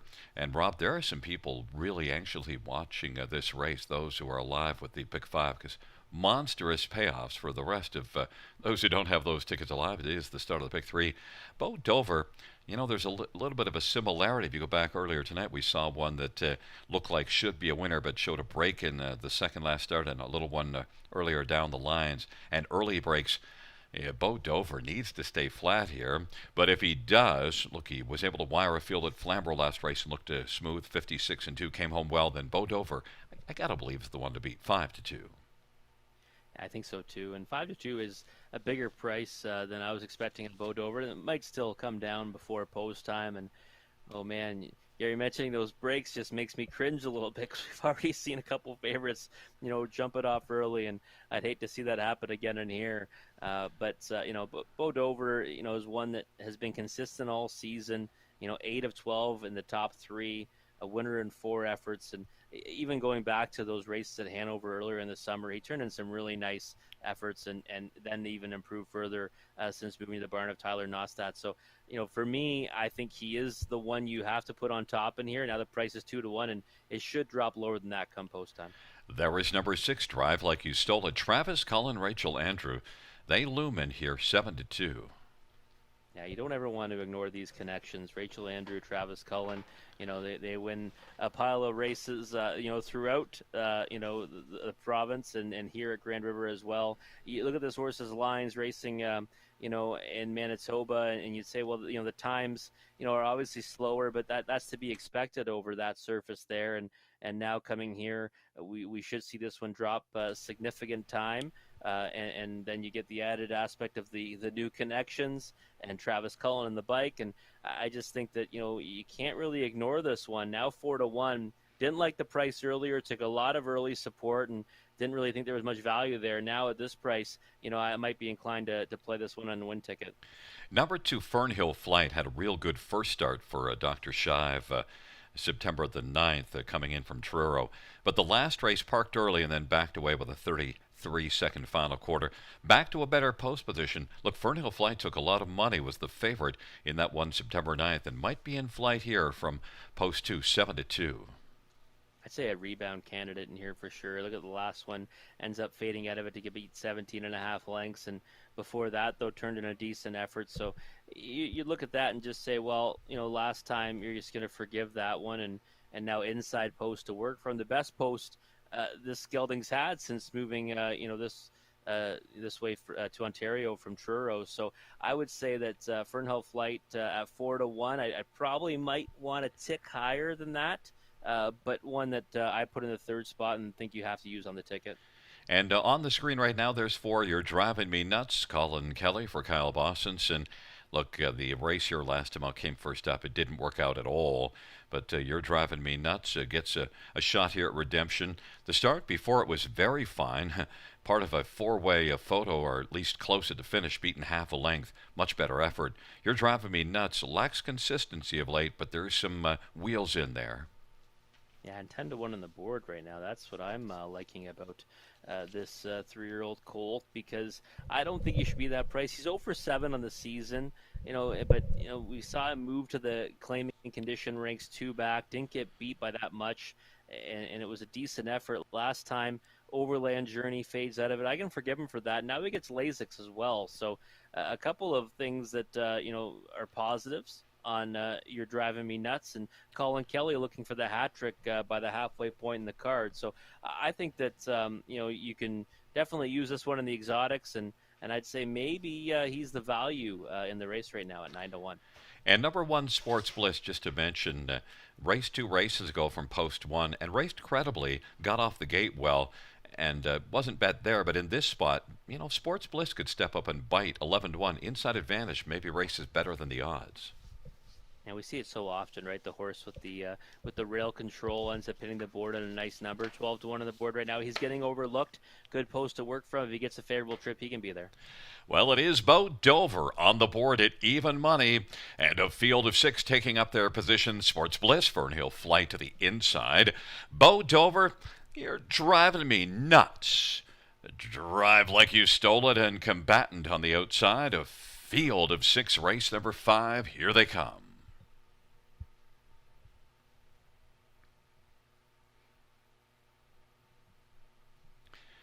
Field for the 5th race is at the start of the rough, and it is You're Driving Me Nuts who's going to drive out hard. Fernhill Flight, Sports Bliss on the inside. Drive Like You Stole It. Bo Dover is looking to drive on through now, and then it is Combatant. But right now, You're Driving Me Nuts drives on the lead. Bo Dover is 3 wide and continuing to drive on. Now we'll pick up second. Sports Bliss is 3rd away. Fernhill Flight now gets over to the pylons 4th, and then it is Drive Like You Stole It and Combatant. They race on to the opening quarter.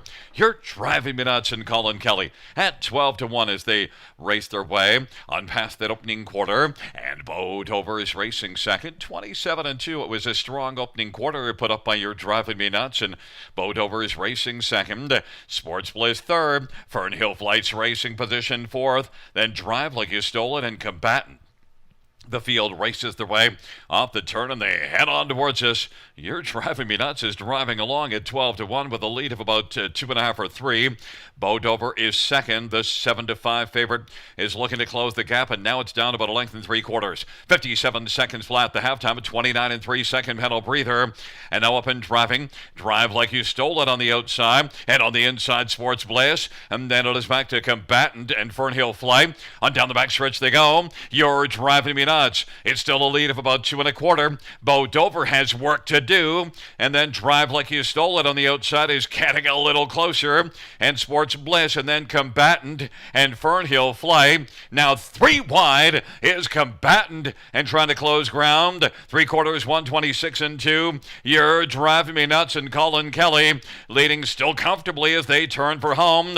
You're Driving Me Nuts and Bo Dover, and then in the center of the track, Drive Like You Stole It on the inside, Sports Bliss. To the outside is Combatant, and then Fernhill Flight. But it is You're Driving Me Nuts at 12-1 is going to win this one. Bo Dover was second. Drive Like You Stole It 3rd. And Sports Bliss, well, if you had You're Driving Me Nuts in your pick 5, you're really, really happy. And for the rest of you, well, that race then drove you nuts. Interesting dash, though, Rob. Yeah, $3,258 for a 20-cent pick 5 ticket on this one. And listen, I said it right before the race. To me, looked like the value on the board at 9-1, even more so at 12-1. You had a horse that 2 starts back, got into this class for the first time, only got beat half a length at just under 4-1 in odds. Last time, you could forgive him for it. Went to Overland a long way before fading out of it. First time Lasix tonight. And Gary, Colin Kelly is just a wizard at getting these horses off the gate sometimes, because that was really the key in here. This race was over very early, 27-2 to the quarter, free lead for You're Driving Me Nuts, and then 57 to the half. But I mean, even still, he bottomed out this field and won by a wide margin. Yeah, he looked pretty strong. There was a moment when it looked like Bo Dover might get up a little closer and make it interesting, but it just didn't kind of look in doubt for any point on the mile. And if I told you, Gary, that we'd have Colin Kelly and Kyle Boston win the opening leg, and then win the final leg as well, and it was going to pay $3,200, you'd probably say I was nuts. Well, I would have said that regardless. But listen, in this fifth race, my top two, the 3 and 4, I used two horses in the pick five. Unfortunately, I wasn't alive, but I used the 3 and 4. I would have been loving sitting with the 4 coming in at 12 to 1. But, if candies and nuts, right? Christmas. But you're driving me nuts at 12 to 1. Bo Dover, 7 to 5 is second. It's a 4-3-6-1. And it is a third driving win on the evening for Colin Kelly. It is number 4, You're Driving Me Nuts, a 3-year-old up the credit Brown Colts, owned by William Pendleton of Kenilworth. Kyle Boston is the trainer. First win this year, second lifetime. You're Driving Me Nuts, 156-2.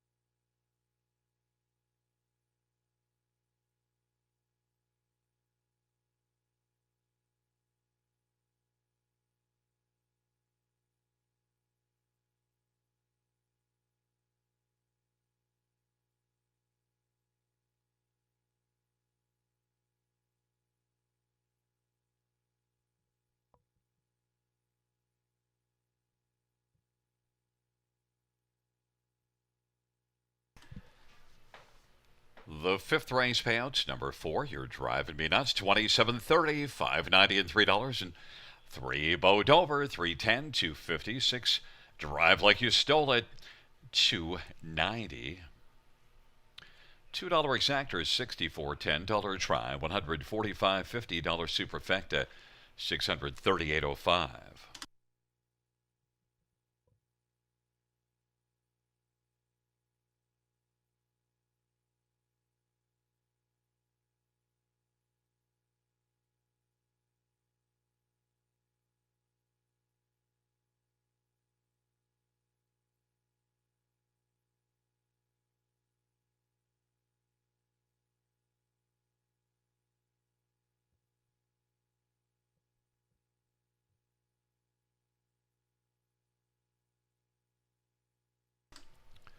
Note the 20-cent pick 5 of 5, 3,258.65, and the dollar super 638.05.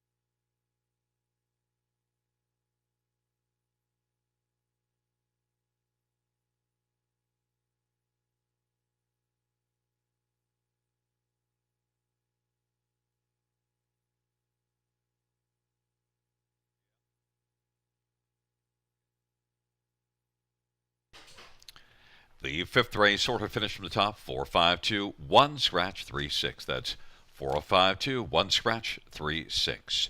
In the seventh race, note a claim, well, two claims entered on 2, Dex the Land.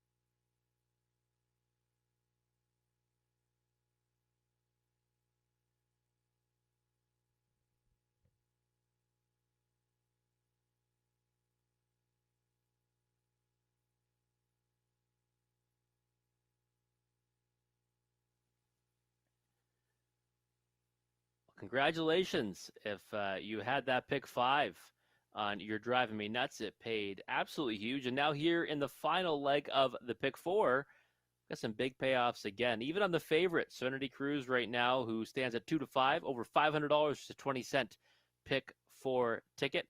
But guess what, folks? It's time for one of my favorite wagers here at Grand River Raceway, the Super High 5, or as Gary likes to call it, the Pentafecta. You can map out a ticket for as low as 20 cents. We usually see some really big payouts in that one. We're on the trot, and we've got null winners of 3,500. The last 3 also eligible claimers for a price tag of $10,500. And well, I went to number 4, Serenity Cruise in here, and on another favorite. And well, so far, yeah, I am. It's interesting. We're back working. Technology is working, but the handicapper can't pick any winners tonight.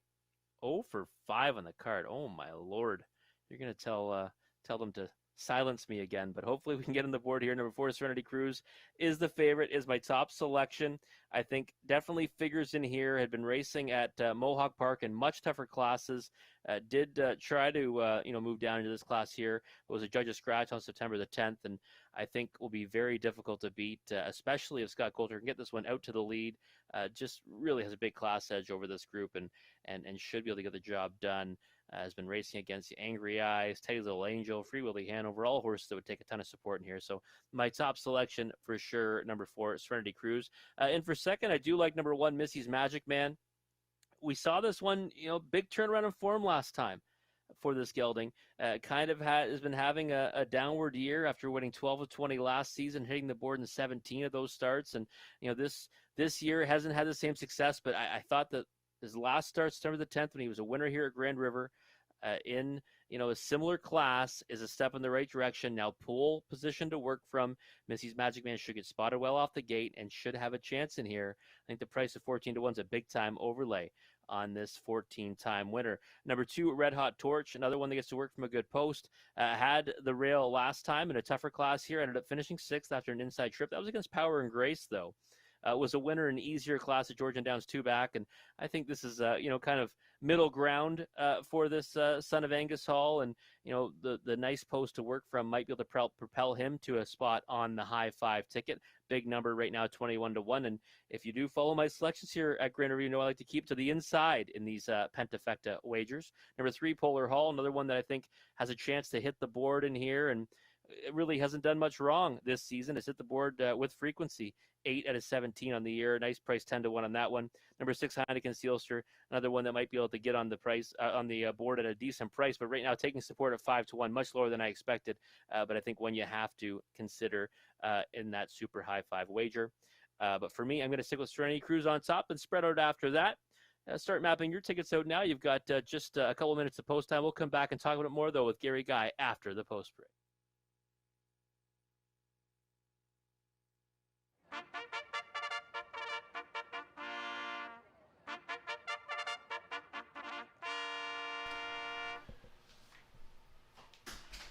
Field for the 6th on parade. 1, Macy's Magic Man. Ryan Holiday for Dave Holiday and Ron Corbett. Number 2 is Red Hot Torch. Jason Ryan for Numbered Company.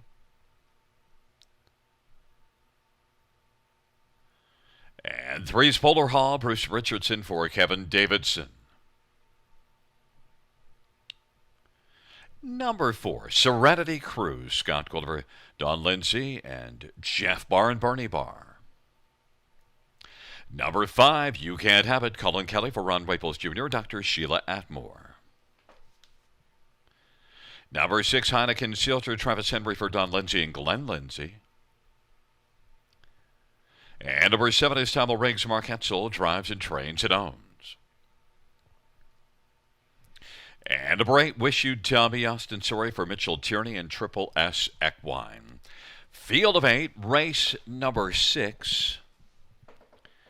Let's get a look at this field. And we'll start with number 4, Serenity Cruise. And, well, Rob, you mentioned the classification drop, and you also see the gate speed. September the 6th fired to the front from post 8. And was the favorite in that one against much tougher than he would face in here.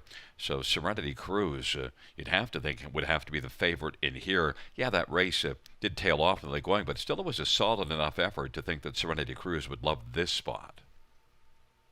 Yeah, and he looks fired up on the track, doesn't he, Gary? And I think that you look at post 8 and a bunch of post 7s in a row at Mohawk Park, bigger surface obviously, but now post 4 to work from here, and one that has enough speed that I would think he should be firing off the wings of the gate and should be able to get to the lead just with 2 things working in his favor: his early foot and his class edge, I think, over this group, at least on current form. And 6-5 on the board. I find myself another favorite, and right now though I'm feeling a little bit down on myself, Gary. 0 for 5 to start the card. Number 1, Missy's Magic Man, is one that got a pocket trip last time. And also, if you go back 4 races back, got a pocket trip in that one. And both of those races worked out well. In fact, the last one worked out to the tune of a win. Might be able to get a pocket trip. I think Serenity Cruise might be firing to the front. We'll see, because there's inside gate speed with a bunch of them. But Missy's Magic Man could be in line for another trip. 12-time winner last year. Yeah, and I just love the moving in the right direction on this one, because we kept saying that we're waiting for Missy's Magic Man to come up with a better effort, because he was so good last season at 4, and a little bit of an underwhelming year so far for this one, and then we saw him come around, get a victory in a similar class last time after sitting a trip, and got away well off the gate from post 5. Now gets the pole position to work from. And for me, he's the one I'd zero in on underneath in the super high 5 or the other exotics, just because, he should get away well, and I think should be confident now. And strange things happen with horses sometimes, when they find that wire again and they get in the winner's circle, they remember what it's like, and they really start, swelling up. So I think Missy's Magic Man is one you have to use underneath. Number 2, Red Hot Torch and Jason Ryan. Won here 2 races ago. Last race tried some tougher. Power and Grace Gold Edition Madame Sherry was beaten only 4. Red Hot Torch can be dangerous in here. 9-1's a nice price. Yeah, we've seen him beat tougher than these earlier in the season too, and he's done so from difficult trips. That was a first over trip on July the 14th, and you mentioned he did win 2 starts back against easier, and his latest effort, you would certainly bet Power and Grace, even Gold Edition. He came back to win. Madame Sherry, I think you'd have no problem firing any one of those horses in this race tonight. So I think Red Hot Torch is one that's got a big chance to hit the ticket. I liked the price earlier when he was 25-1. Now bet down to 8-1, but it doesn't surprise me he's going to take money, especially with the inside post. Polar Hall is one that dropped down in class for the last 2 starts, has faced tougher, and was a lot better in the last 2. Trailer Post last race was right there in the hunt, beaten a length and a quarter to Missy's Magic Man. Polar Hall warrants a look because it has been competitive against tougher earlier this meet, 13-1. 13-1 on Polar Hall actually is good value right now.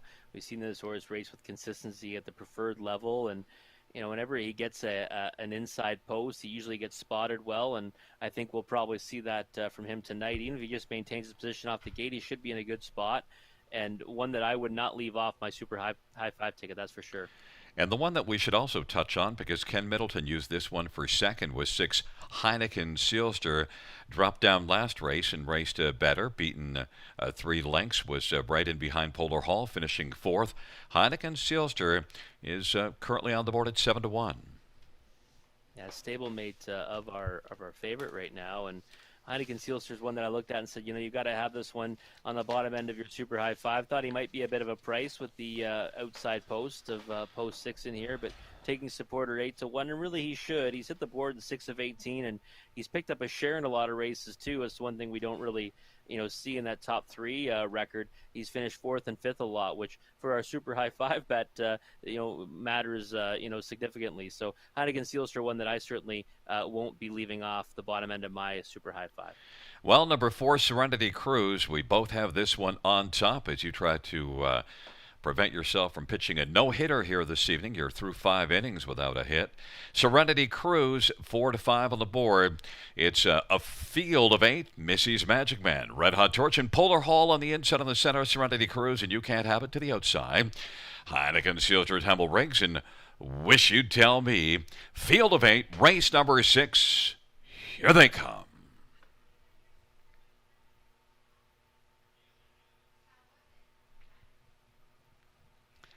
Field for the 6th race is at the start of the Robson. Serenity Cruise is going to fire. Missy's Magic Man made a break in stride. Also leaving out now, Red Hot Torch and Polar Hall and Tamil Riggs, but it is Serenity Cruise who's got the lead as they race into the backstretch. Red Hot Torch is racing second. Then it is Tamil Riggs on the outside. Polar Hall is squeezing into the pylons now in front of You Can't Have It, and then it is back further to Wish You'd Tell Me as they work their way on down the backstretch, and it is Serenity Cruise who's got the lead. Serenity Cruise and Tamil Riggs is racing second. Red Hot Torch is third. Then Polar Hall and You Can't Have It, and back to Wish You'd Tell Me as they work their way on around the turn. And then Missy's Magic Man made a break in stride, as did Heineken Sealster. They worked their way off the turn, off a 28-2 opening quarter, heading towards the half. And on top right now, Serenity Cruise now challenging Tamil Riggs. Tamil Riggs is only a length and a half back, and on the inside third is Red Hot Torch, and Wish You'd Tell Me now has moved up. Then fifth is Polar Hall, and You Can't Have It is racing sixth. Serenity Cruise 57-4 is the half. They work into the backstretch, and Serenity Cruise leads it, but Red Hot Torch is right there enjoying the view in the pocket. Tamil Riggs grinding on the outside. Polar Hall is locked down to the inside, and Wish You'd Tell Me is now looking to pull a big upset, and is set out 3-1 and is closing. They march on to 3/4, and it is Serenity Cruise. Wish You'd Tell Me at 20-1, looking to take down the 2-5 Serenity Cruise. And now from the backfield, You Can't Have It is kicking in. Red Hot Torch is dropped back on the inside, and then it is Polar Hall and Tamil Riggs. It is Serenity Cruise. Wish You'd Tell Me as they're about to turn for home. Serenity Cruise and Wish You'd Tell Me, and You Can't Have It, and Red Hot Torch on down the stretch route they come. It's going to be Serenity Cruise coasting to the finish to win it. Wish You'd Tell Me was second, then You Can't Have It and Red Hot Torch and Polar Hall picking up fifth. Serenity Cruise 157 flat, 2-5 on the board. went to the front and was able to just keep on trucking. We thought that Serenity Cruise would make the front. We thought right, and definitely, well, off the schneid, Rob. Yeah, I was gonna say it took a 2 to 5 shot to get me off the schneid, Gary. But hey, I'll take it. Oddly enough, it must be a full moon or something tonight because I was over the first 4 or 5 races at Mohawk Park as well in the Horse Players Journal, and over the first 5 races here at Grand River. So it's like that we get rid of the ghost in the machine, preventing me from being on the broadcast with you, and now all of a sudden I forgot how to pick a winner.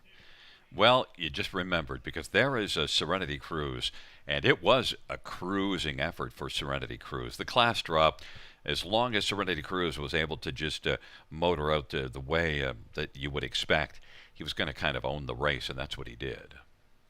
Yeah, he looked fantastic on the track before the race. Looked really fired up, and got to the lead. Had a horse challenge. First over for a long way, and Tymel Riggs, who is typically one that likes to flash speed, and did so from post 7. And then it looked like maybe Wish You Tell Me might mount a challenge at this one at a real big price, and ended up having to finish settle for second. But we do notice that Missy's Magic Band made a break in stride, and a couple of other ones that were lower price horses end up missing the ticket, and that might actually make this high five pay pretty well because a lot of big numbers finishing in behind Serenity Cruise. Yeah, and it's awfully tough to take post 8, but Wish You'd Tell Me. Also, the form, the last 2 starts wasn't great and made a break last race, but before that was racing very well. Yeah, it was racing well at Georgian Downs and even here earlier at Grand River. So, I thought that, again, for me, the post eight's usually my first toss, and that's what I did with this one. But You Can't Have It is one that I liked last time racing against Easier and was a nice winner and came back with a nice third place finish tonight at 35-1. Back in front of us, the 6th race winner, number 4, Serenity Cruise, of 5-year-old Uncle Peter Bay Gelding, owned by Jeff Barr and Bernie Barr. Don Lindsay is the trainer. Scotty Coulter, the winning drive. It's the 4th win this year and the 11th lifetime for Serenity Cruise. Also note it is the driving double on the evening for Scotty Coulter. 2 for the Tan Tornado, 2 for Tan on the evening. Scotty Cash picks up 2 wins on this fine evening. The 6th race payouts for Serenity Cruise, 280, 230, 258. Wish You'd Tell Me for 38.30. 5, You Can't Have It, 660. 20-cent high 5. It's been a night of interesting payouts, and 20-cent high 5, 3,134.29. Ka-ching. $2 exactor, 52.20. Dollar try, 206.90. Dollar win for, 4 of 4 on the win for, 2,586.85.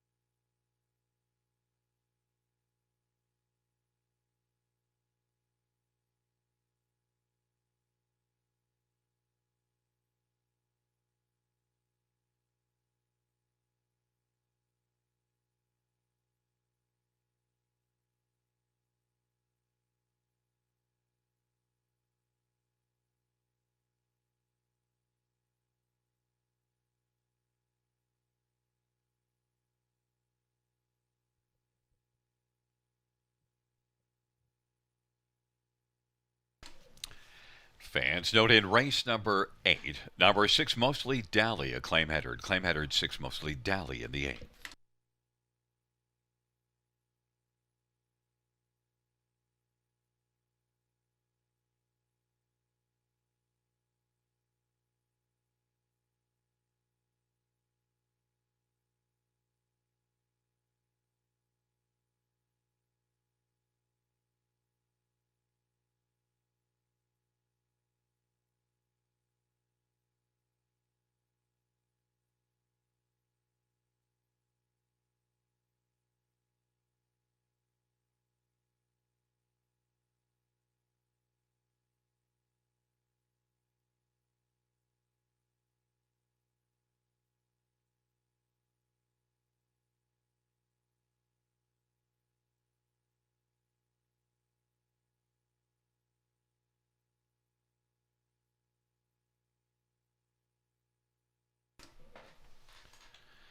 Sixth race order finish from the top, 745-13862. That's 745-13862.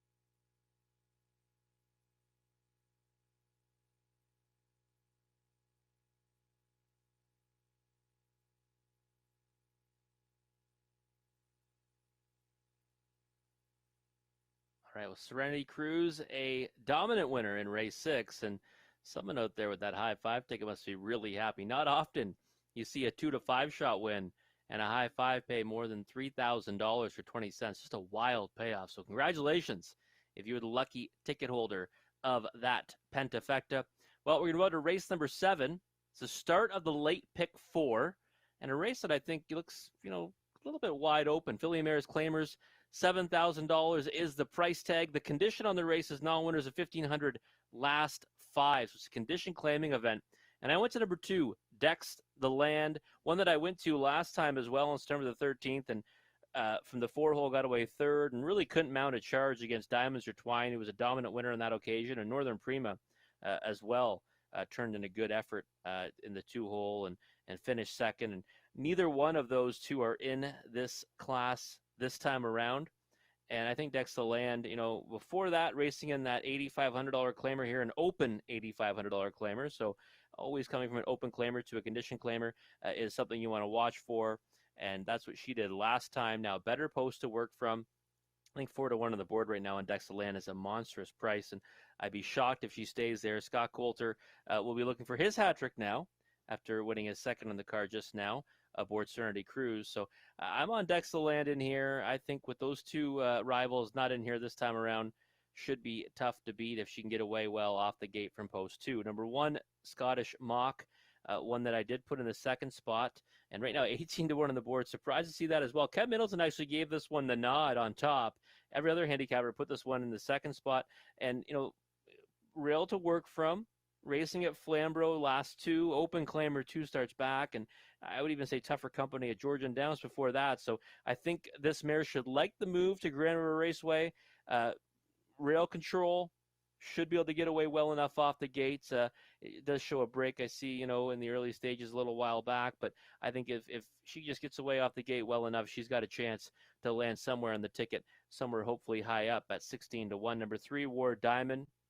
Last time finished 4th in that same race that Dex the Land exits. And I think just getting away off the gate, maintaining position should be able to get her another piece of this again. 4 to 1 on the board, probably the right price on number 4, War Diamond. And number 4, Dream a Dream for me. Right now, 3 to 5 on the board. Much, much, much too short for my liking. Finished 5th in that same race that those ones exit as well. So I can't get to that price on number 4, Dream a Dream for me, but one I think can get a share of it. The Filly Mares, though, are already making their way out onto the track for race number 7. It is the start of the late pick 4. Map out your tickets now, and we'll come back and take a closer look at this race with Gary Guy after the post break.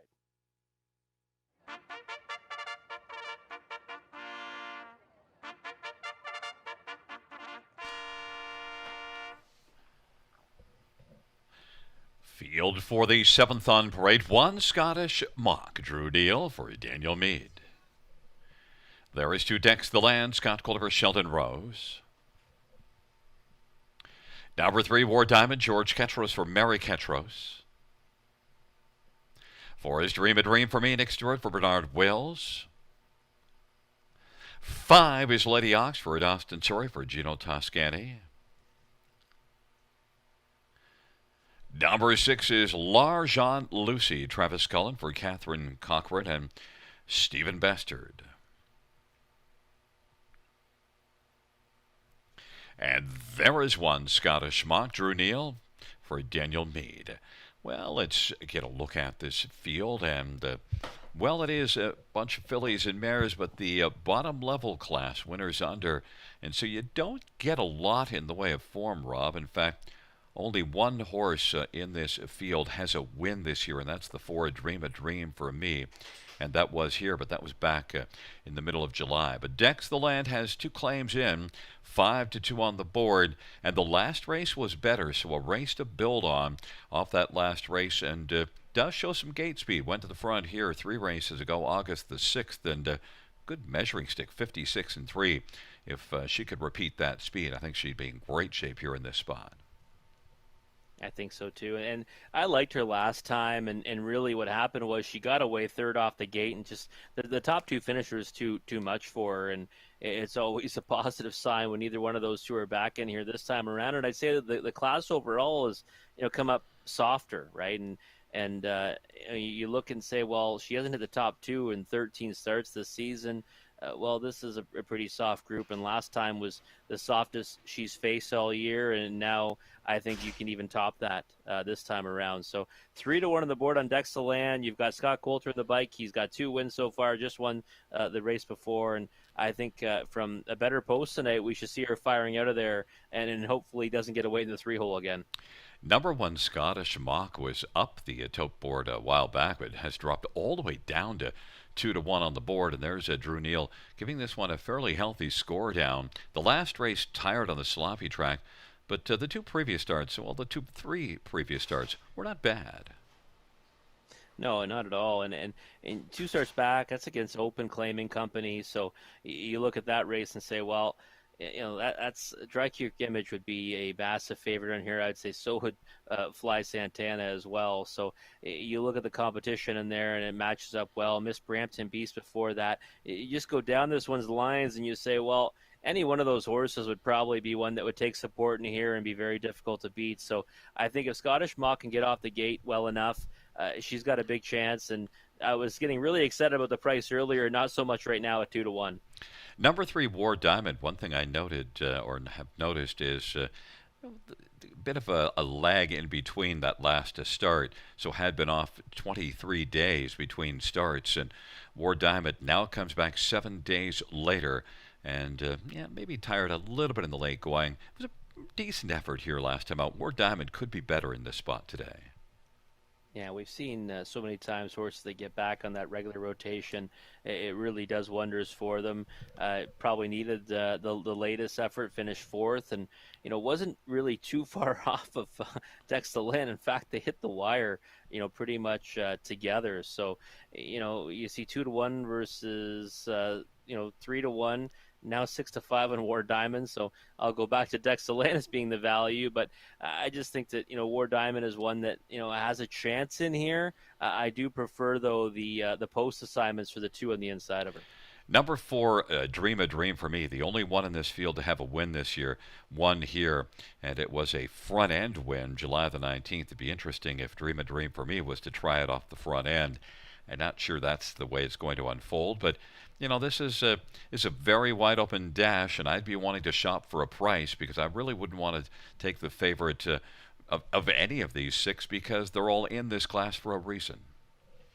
Yeah, we noticed that a couple times tonight, right? We see these lower classes, and you don't really want to take the shortest price on the board because they're inconsistent. I mean, you look at the overall season wins this year in this group. There's only 1 victory, combined in the whole field. So you certainly don't want to take too short of a price. War Diamond right now is 6-5. That would be much too short for me. Dream a Dream for me is one that you'll see 10-1 on and say, well, you know what? Like not really the worst place to go shopping, because the last effort, finishing fifth, it's they only finished real 2 lengths off the two that are taking all the support in here, and one that did get a victory here earlier in the season. So I'd say that's definitely the value on the board right now. Having said that, I'd still lean towards the number 2 Dex the Land and number 1 Scottish Mock.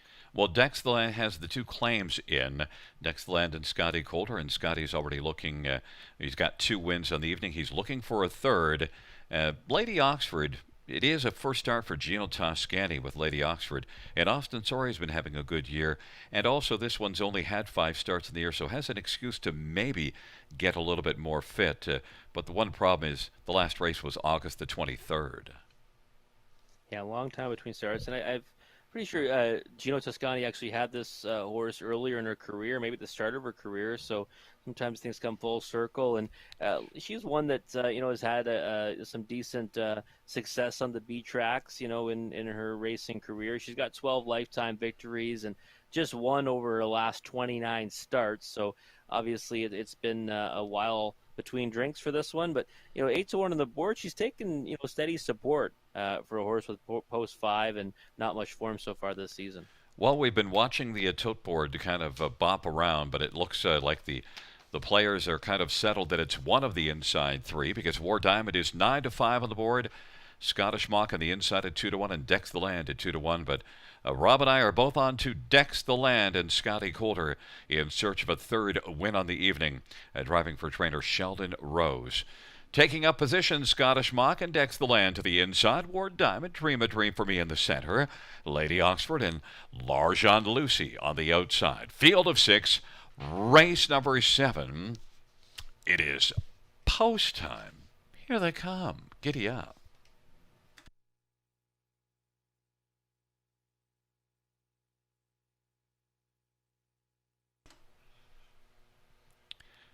Field for the 7th race is at the start of the rough, and it is Lady Oxford who's going to gun out as the field drives their way towards that first turn, and then down in the center of the track now, it is now Dream a Dream for Me on the inside. Lady Oxford travels to the outside. Racing position 3rd is Scottish Mock, and then it is back to Dex the Land and War Diamond and L'Argent Lucy.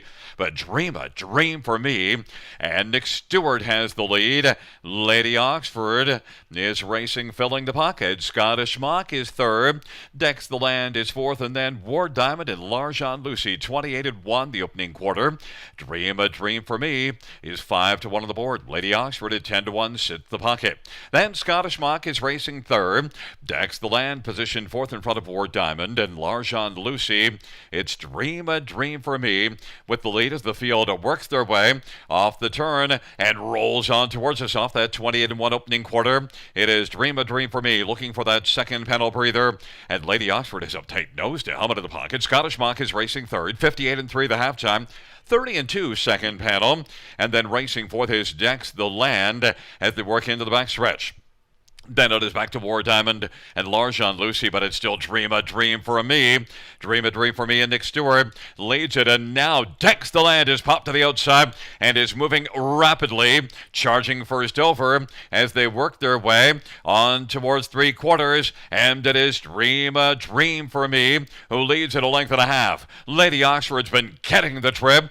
Dex Land is grinding first over, but still has work to do as Dream a Dream for Me still looks alive on top, 3/4 in 128, and it is Dream a Dream for Me, Lady Oxford, and Dex the Land on the outside and racing for his Scottish Mock, and then War Diamond and L'Argent Lucy.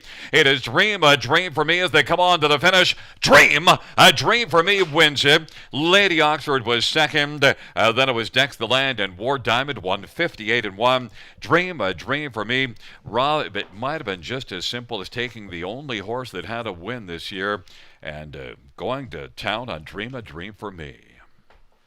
Yeah, the only previous winner this season, and if I had seen this one getting to the lead like that easily, and then getting a second quarter to 30-2, I certainly would have bumped this one up higher in the rankings. And I thought she was tremendous value when she was 10-1.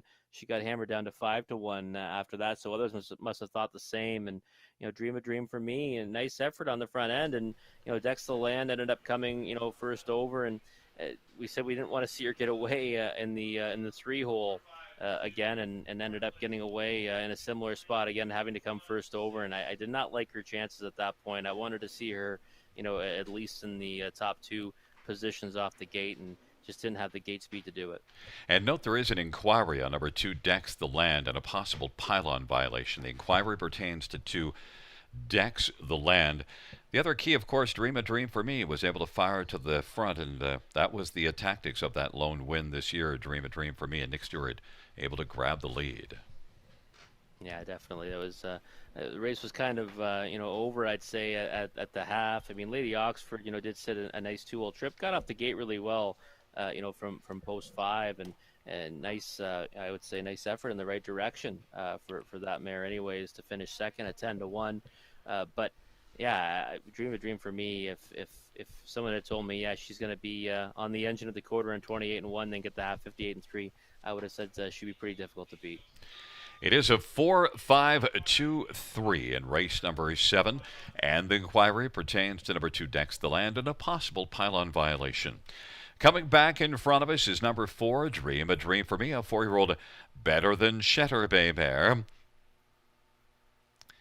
owned by Evangelist Tutsis, Bernard Wells, the trainer, Nick Stewart, the winning driver.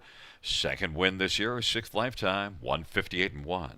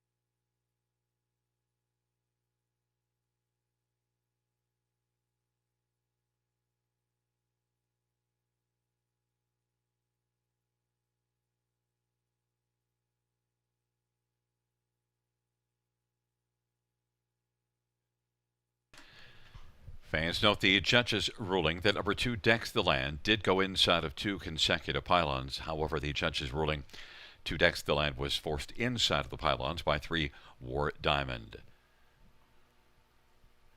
4-5-2-3, the top 4, the inquiry sign off.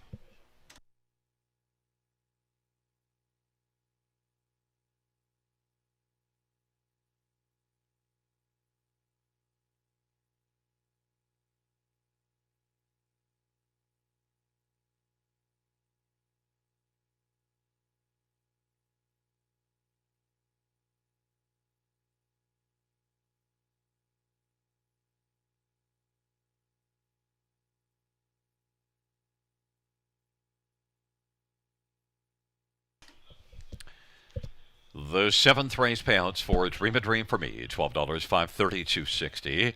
5, Lady Oxford, $11.80 and $570. And 2, Decks the Land, $250. $2 exactor, $60.30. Dollar try, $155.85. The dollar superfected, $366.20.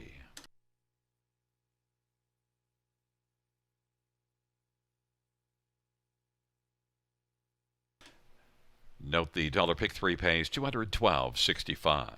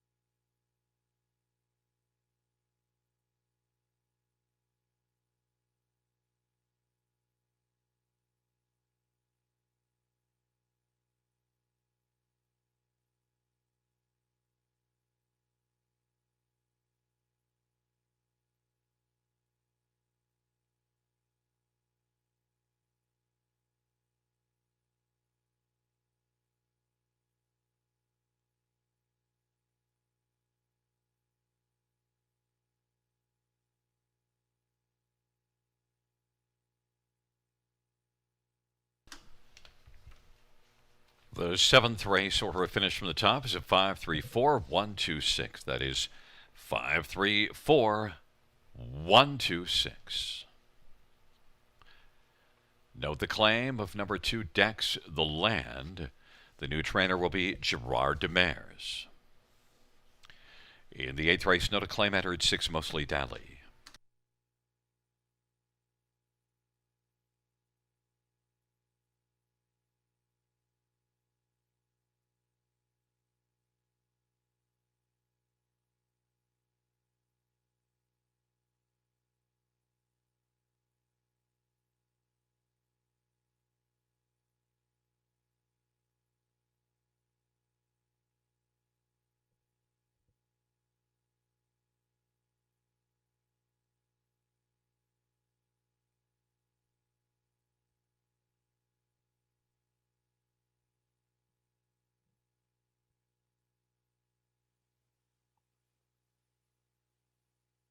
Dream a dream for me getting the job done in race number 7.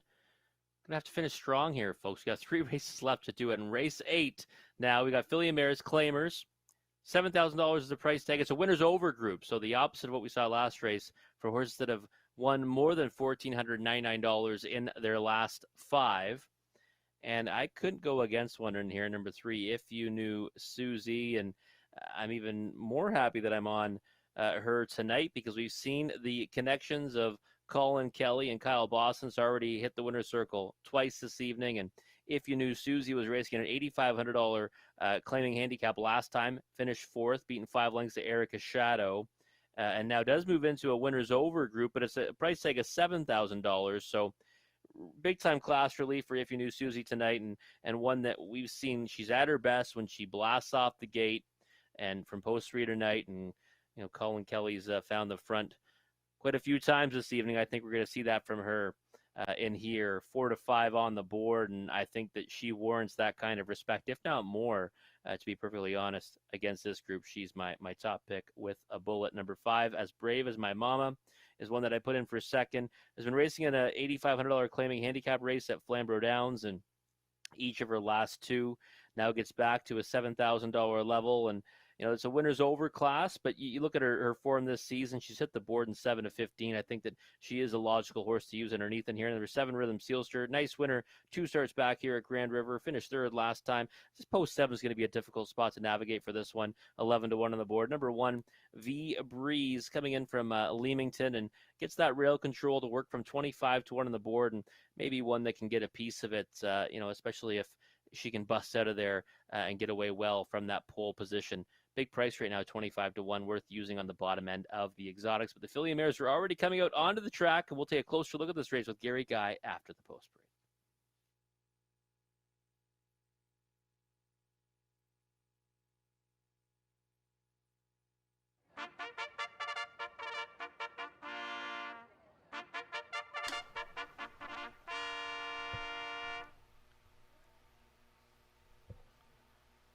Field for race number 8 on parade 1, V Breeze, Jonathan Hahn for Douglas Walters.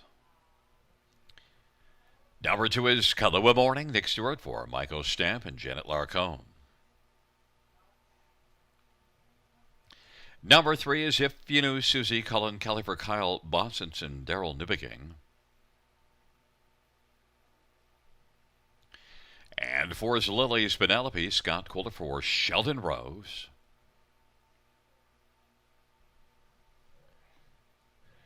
Number 5 is Brave as My Mama, Drew Neal for Gary Anderson.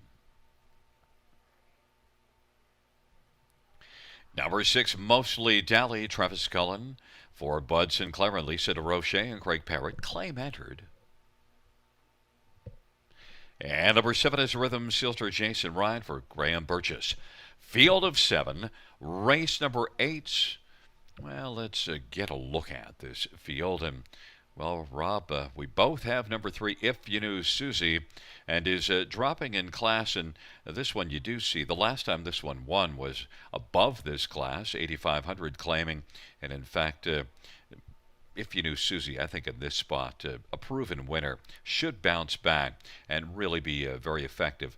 And the combo of Colin Kelly and Kyle Boston, that combo looks for a third win. It would be Colin's fourth driving win, but third with Kyle Boston's.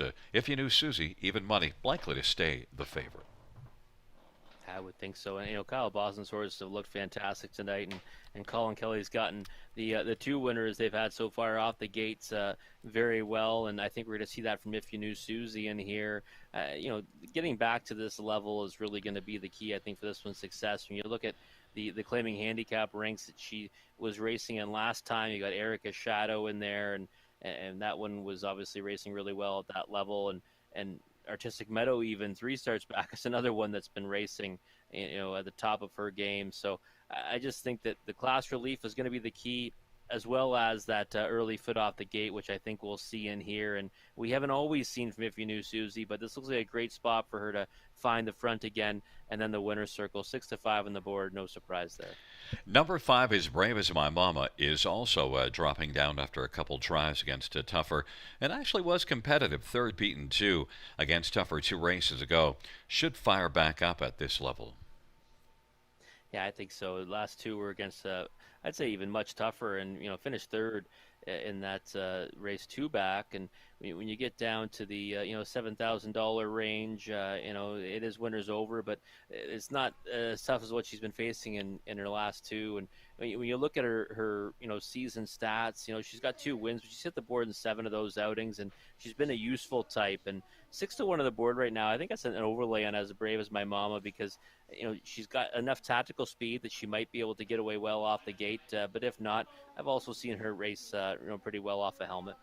Number 7, Rhythm Sealster. I'm not quite sure how this one fares here, because the last 2 got off the gate well and was able to race effectively in this class. But this will be post 7. You do see a little further back being able to race from off the pace, but that was in the classification below this one. Rhythm Sealster is 9-1. Yeah, it's 7 holes, not something I usually like to get behind. I just did it off recent form, put Rhythm Sealster in the 3rd spot. Maybe she can pick up some pieces in here. Has been flashing a lot of speed, but like you mentioned, Gary had inside posts for those ones. 9-1 on the board on a horse that has raced well in this class, and in each of her last 2, I think is probably not a bad price, really. It's just how she gets into the race. I couldn't put her higher in the 3rd spot, but I also didn't want to leave her off my top 4.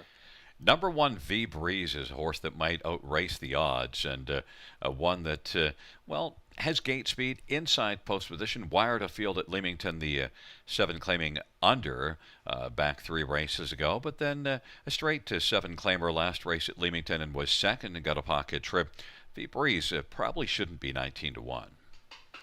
I don't think so. I thought this horse would be around 6-1, to be perfectly honest, just because a couple things going for her. Early speed. She's flashed it in the past. I don't think she could outlead If You Knew Susie, but if she holds position on the rail, she might end up in the 2-hole or at worst in the 3-hole. And if she just hits a favorable trip, she might be able to get a piece of it. And you combine early speed with the pole position. We've seen many horses land on the ticket, and I don't think she should be the longest shot in the board at 20-1 right now. Number 6, Mostly Dally, has a claim in, is 7-2 on the board, and did race reasonably well. Like if you go back and just look at the past 6, you see form, generally speaking, but Mostly Dally is one that races from off the pace. I don't see how she would work from off the pace to win. Doesn't have a win on the year, but at least one I could find a spot for somewhere further down the ticket. Yeah, and watching her races, throughout the season, she's definitely been camera shy and 0 for 11 and one that kind of always is in the mix but doesn't get there to win. 6 on the board, finished at 11 starts. I would agree with that. I think she can get a share of it in here. I'd be shocked though if she ended up finding the winner's circle. Well, it is number 3, If You Knew Susie, looking to double the win total for Rob on the evening and give him a hot start into races 9 and 10. If You Knew Susie, Colin Kelly and Kyle Bossons. Colin's been hot. He has 3 on the evening, and Kyle's already got a couple of winners bathed and ready to rock on home, but looks to add another one on the way back home. If You Knew Susie is 4-5 on the board. It's V Breeze and Kahlua Morning on the inside of the center. If You Knew Susie, Lily's Penelope, and As Brave as My Mama to the outside, Mostly Dally and Rhythm Sealster. Field of 7, race number 8, and it is post time.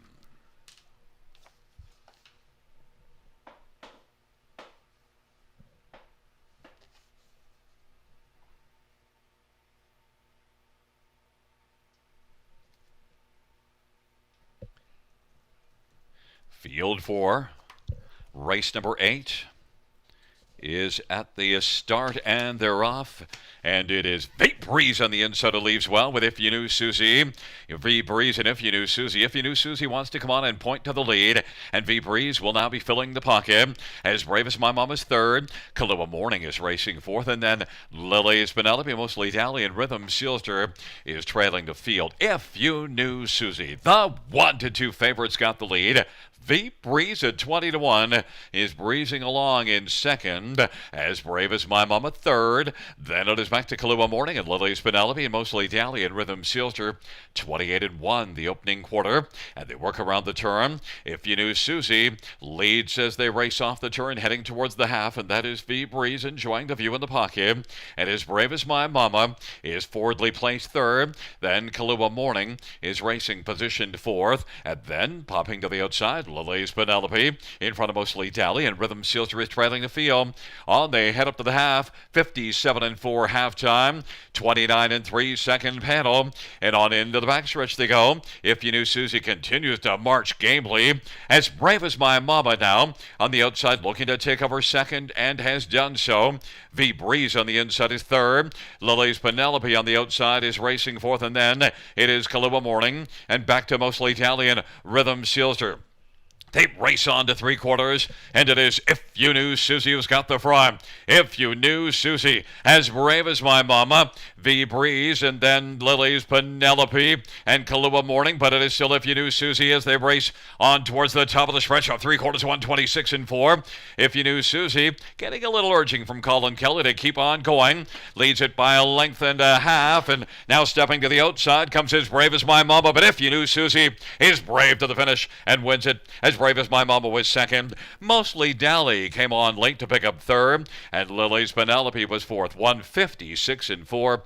If You Knew Susie, it was as simple as getting to the front and then just keep on going, and that tends to work out here, Rob.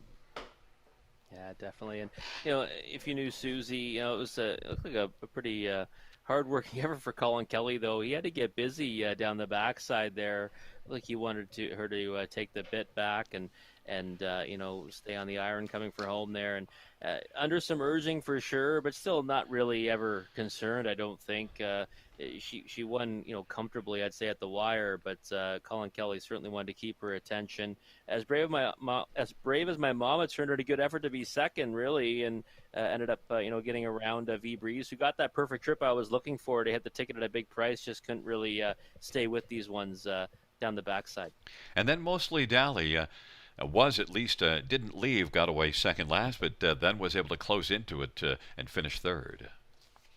Yeah, Mostly Dally, you had mentioned hard to leave that one off, and I did put Mostly Dally in my top four, and after we kind of looked at her closer, I kind of regretted that, because she is one that you don't really have to worry too much about beating you, but can certainly hit the ticket, and she made a nice move on the last turn there to come around rivals to grab that show spot at 5-1 to complete the trifecta.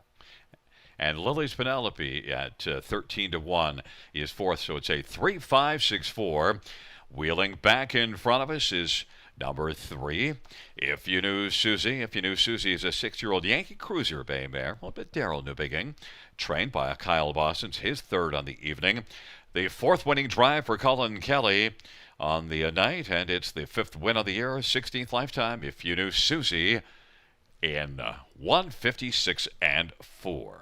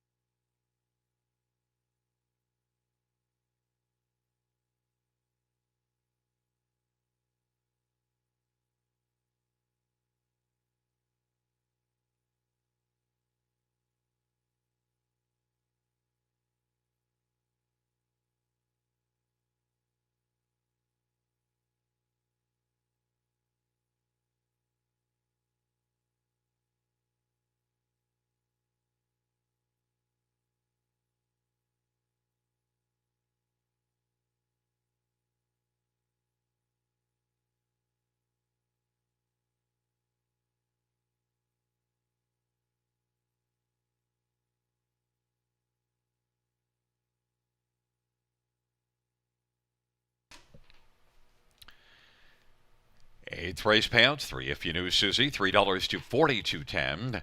5 is Brave as My Mama, 5.30 and 3.60, and 6 mostly Dally, 3.80.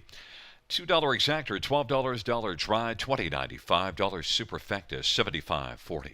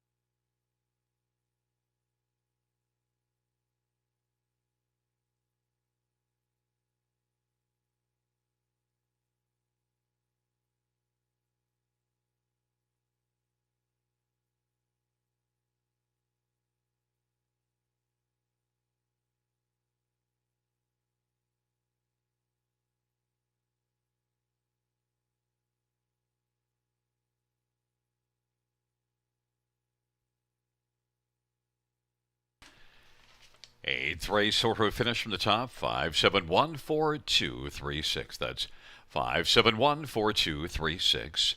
And the claim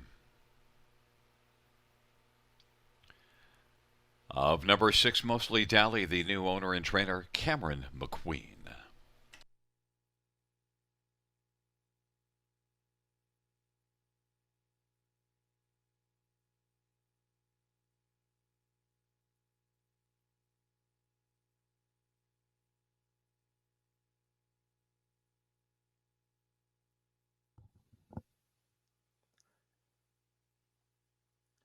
All right. Well, it took another big favorite to get yours truly into the winner's circle for the second time tonight. If you knew Susie gives Kyle Boston and Colin Kelly 3 wins for those connections, and now the 4th victory for Colin on the night. So he's having a good night. Hopefully, I can finish strong here.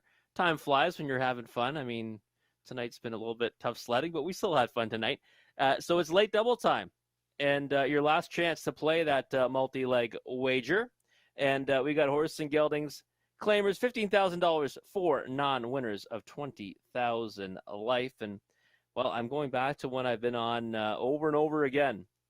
Blue Monk in post 2 now tonight. 1-2 on the board, really getting hammered. And the reason why I love this one last time at 3-1 was because the start before that looks like a perfect trip. It really wasn't, because it did get that perfect 2-hole trip, but then ended up going wide on the last turn, getting beat by a horse up the passing lane, and then this time stayed put in that 2-hole to come up on the outside and get the victory by 3/4 of a length. So I think that Blue Monk is one you've got to consider in here and give a lot of respect to. 4-5 on the board. I mean, that price is going to be short come post time as well. Because you see a couple of nice solid efforts in his last 2 at the level. Another nice post to work from. Every handicapper here at Grand River picks him, hoping I can get a third winner down, because it's, like I said, it's been tough sledding tonight for yours truly. Number 6, The Devil You Know, right now offering a lot of value, to be perfectly honest. 7-1 is a pretty big price on this one. Now moves into post 5 with the scratch of number 5, Big Mock with Cheese. And, last time only got beat by 3/4 of a length to Blue Monk, and obviously had the lead over that one. Might not get there from the outermost post in the field tonight, but I think that The Devil definitely merits more respect than 6-1 in here. So that, I think he should be the second choice, and that price should be more in the neighborhood of 2-1 or 5-2 at most. So right now, I'd say he's the value on the board, is my second selection. Number 3, Living on a Dream, for trainer Katie Jean Miller. This is one that was off some time, and now is getting back into a regular rotation for a few starts in a row now. And hasn't hit the board in 6 starts this season. Did finish 4th last time, only beaten 3 lengths in that one. And I think Living on a Dream, might be one we continue to see improvement from. And that's why I put this Son of Royal Majesty in the 3rd spot. And then number 1, AJ Knight. Colin Kelly has done no wrong tonight, and it's not a bad idea to jump on his bandwagon. He's notched 4 winners on the card, and now gets the rail to work from, with one that, when he had the rail last time, showed speed. He's had some difficult posts to work from in his last few, and maybe now this evening we see this one leaving out of there pretty well off the gate. So I think you've got to consider AJ Knight, and right now 5-2 I'd say is too short of a price on this 4-year-old gelding, but with the way Colin's been driving tonight and the pole position, I can't fault anyone for taking a shot on this one. But for me, I'll stick with Blue Monk on top, 7-5 on the board. Devil You Know, though, I think right now still boasts a lot of value at 4-1. I see the horse and yellows moving out onto the track for the 9th race, the start of the late double. Get your wagers in for that one. I'll come back with Gary Guy in just a few moments to talk about it further.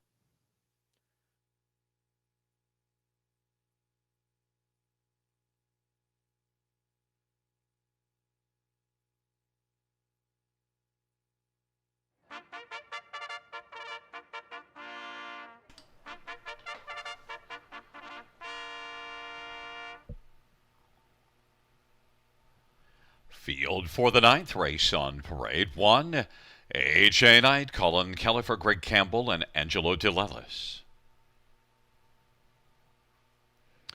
Number 2 is Blue Monk, bred by Donovan Richard Moreau and Claude Girard and Gabriel Mora.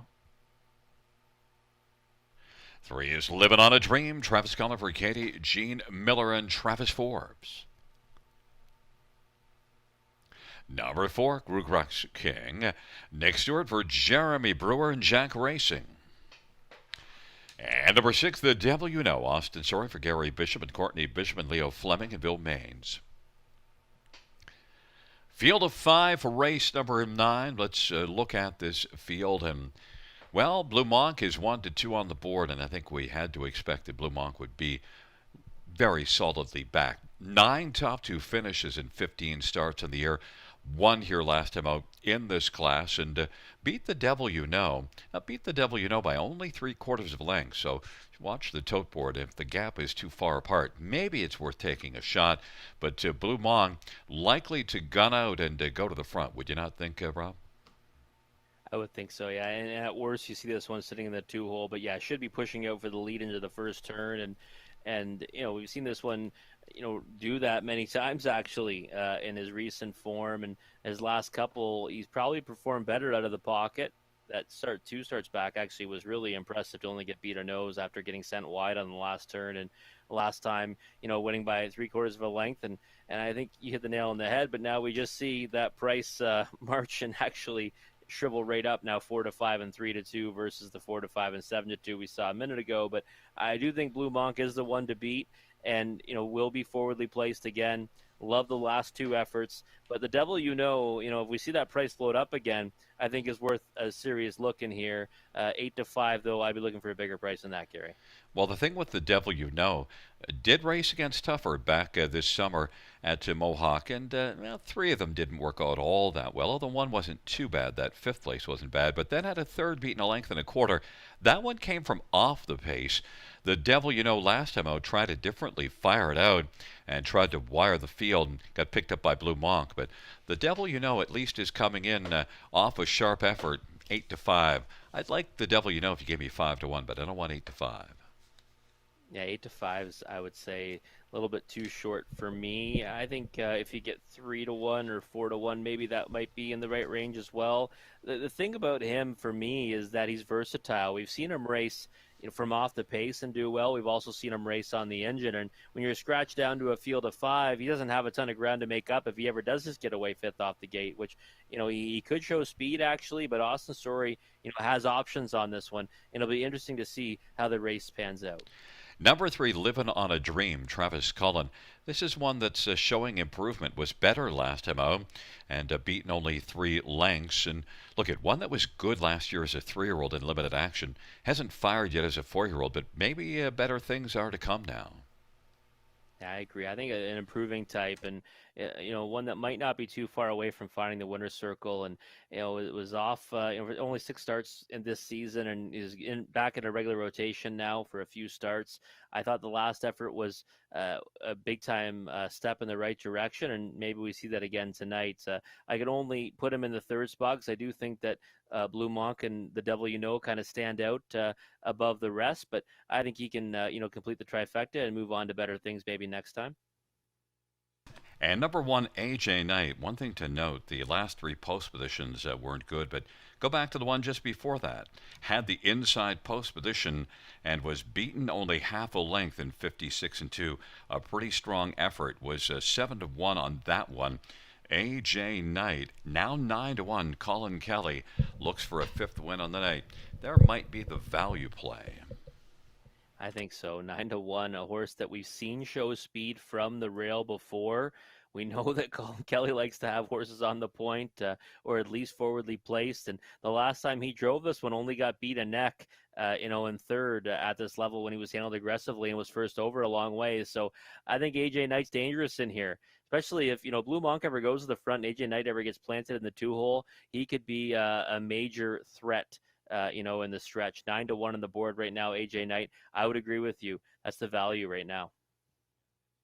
Yeah, and as we watch the tote board, Blue Monk is sitting at 3-5. The Devil, has climbed up just a touch to 8-5. The one positive I was going to note with the Devil, is the last race was on a 14-day cycle and now comes back 7 days later. So that is a positive on the Devil, but I don't like that odds at 8-5. I did think Blue Monk would be under even money. But I think the 8-1 on AJ Knight is worth taking a shot on a live horse, and now sitting at 9-1. But Rob, the field for the 9th race is moving in behind the gates, taking up their positions. It's AJ Knight and Blue Monk on the inside. In the center, Living on a Dream to the outside, Grugrak's King, and the Devil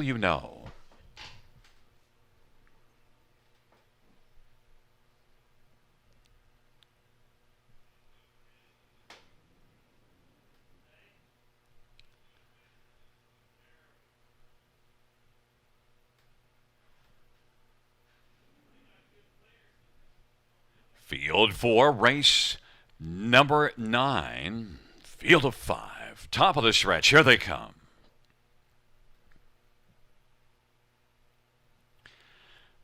Field for the 9th race is at the start of the round. Blue Monk and AJ Knight leave out. The devil you know went off stride.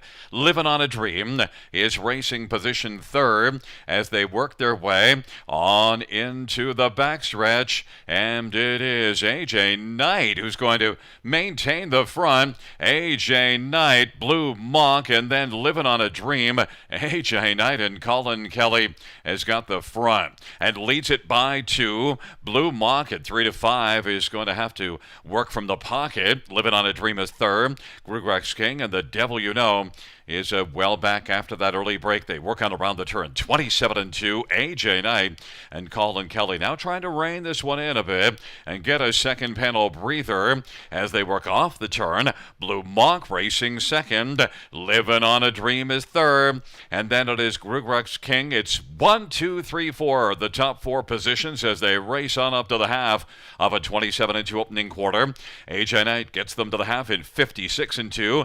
29 seconds in the second panel, and it is Blue Monk and Brett McDonald patiently racing in the pocket as they work into the backstretch, and Brett looks over his right shoulder to survey the field to see when he needs to come out, and he might be deciding that time could be about now, but it is still AJ Knight who continues on. AJ Knight, Blue Monk, Living on a Dream as they work their way to 3/4, and now Blue Monk is going to come out and try to take down AJ Knight. Living on a Dream will scoot up the inside now and get closer, and then the Devil You Know has grabbed 4th and 5th is Grugrex King. They race to the top of the stretch off 3/4, 126. It is AJ Knight. Blue Monk still has lots of work to do as AJ Knight looks alive, and then Living on a Dream on the inside. Down the stretch rod they come. AJ Knight is going to be able to take this field all the way to the finish and win it. Living on a Dream, Blue Monk, and then Grugrex King, 156-1. AJ Knight, Colin Kelly knew what he wanted to do, and he was able to execute it, Rob. Yeah, we've been, good with the live capping of the value, Gary, tonight. It's too bad it won't reflect in our picks on top. I only had this horse in the 4th spot, but we both agreed that AJ Knight was the value. And I mean, how do you go against Colin Kelly right now? And you look back at this horse's form from the rail, he leaves out, and Colin drove him well last time, ended up getting, kind of a difficult trip. This time around, sends him right down the road and keeps on trucking at a big price at 8-1. And right now, Colin Kelly just having himself a tremendous night. Yeah, the only thing, a little tough, it doesn't have a win on the air, but you saw those lines from post 1 with him finishing competitive beaten half, and then that first up trip where he drove him. And that was probably the clue that maybe you could take this horse that doesn't have a win at a nice little price of 8-1. The value did hold up. Yeah, it definitely did. And again, you've also got a driver that's, racing, fantastically tonight. Now, what is that, a 5th win on the card for Colin Kelly? And we're only at race 9, so he's won more than half the dashes. And, the crazy thing is the Devil You Know makes a break off the gate, and then Blue Monk, when he pulled out, and it's probably the right thing to do when you're 3-5 there on an 8-1 shot, he ends up losing a position to Living on a Dream, and now you get that one in the 2nd spot. We thought that was an improving type. That one finishes 2nd at 9-1. We're going to have a big exacta here, that's for sure. Yes, it's a 1-3-2-4, and coming back in front of us is number 1, AJ Knight, a 4-year-old Warrawee Needy Brown gelding, owned by Greg Campbell and Angelo Dulelis. Greg Campbell's the trainer. Colin Kelly with his 5th on the evening. First win on the year, 3rd lifetime. AJ Knight, 156-1.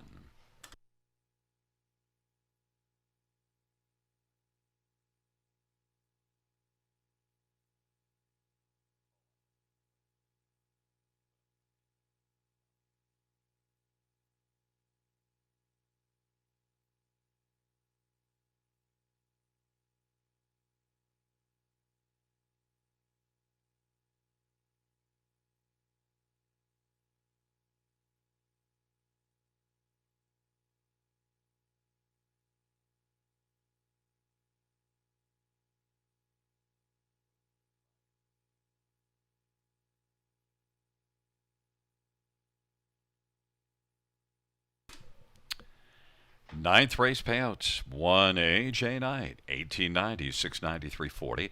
3 Living on a Dream, 740, 310. 2 Blue Monk, 210. $2 exactor, 113.70. Dollar try, 159.10. The dollar super, 93.60.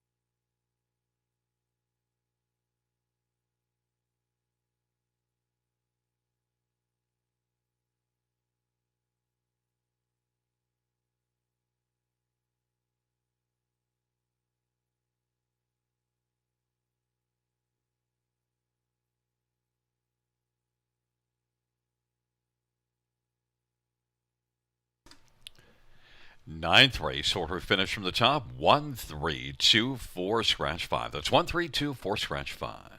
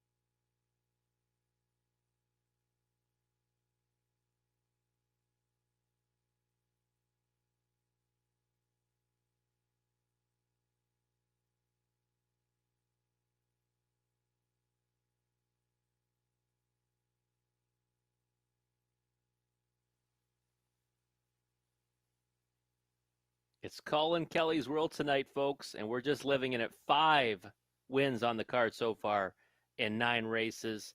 And here we are now, the finale, which means it's time for the Super High Five, or Pentafecta, as Gary likes to call it.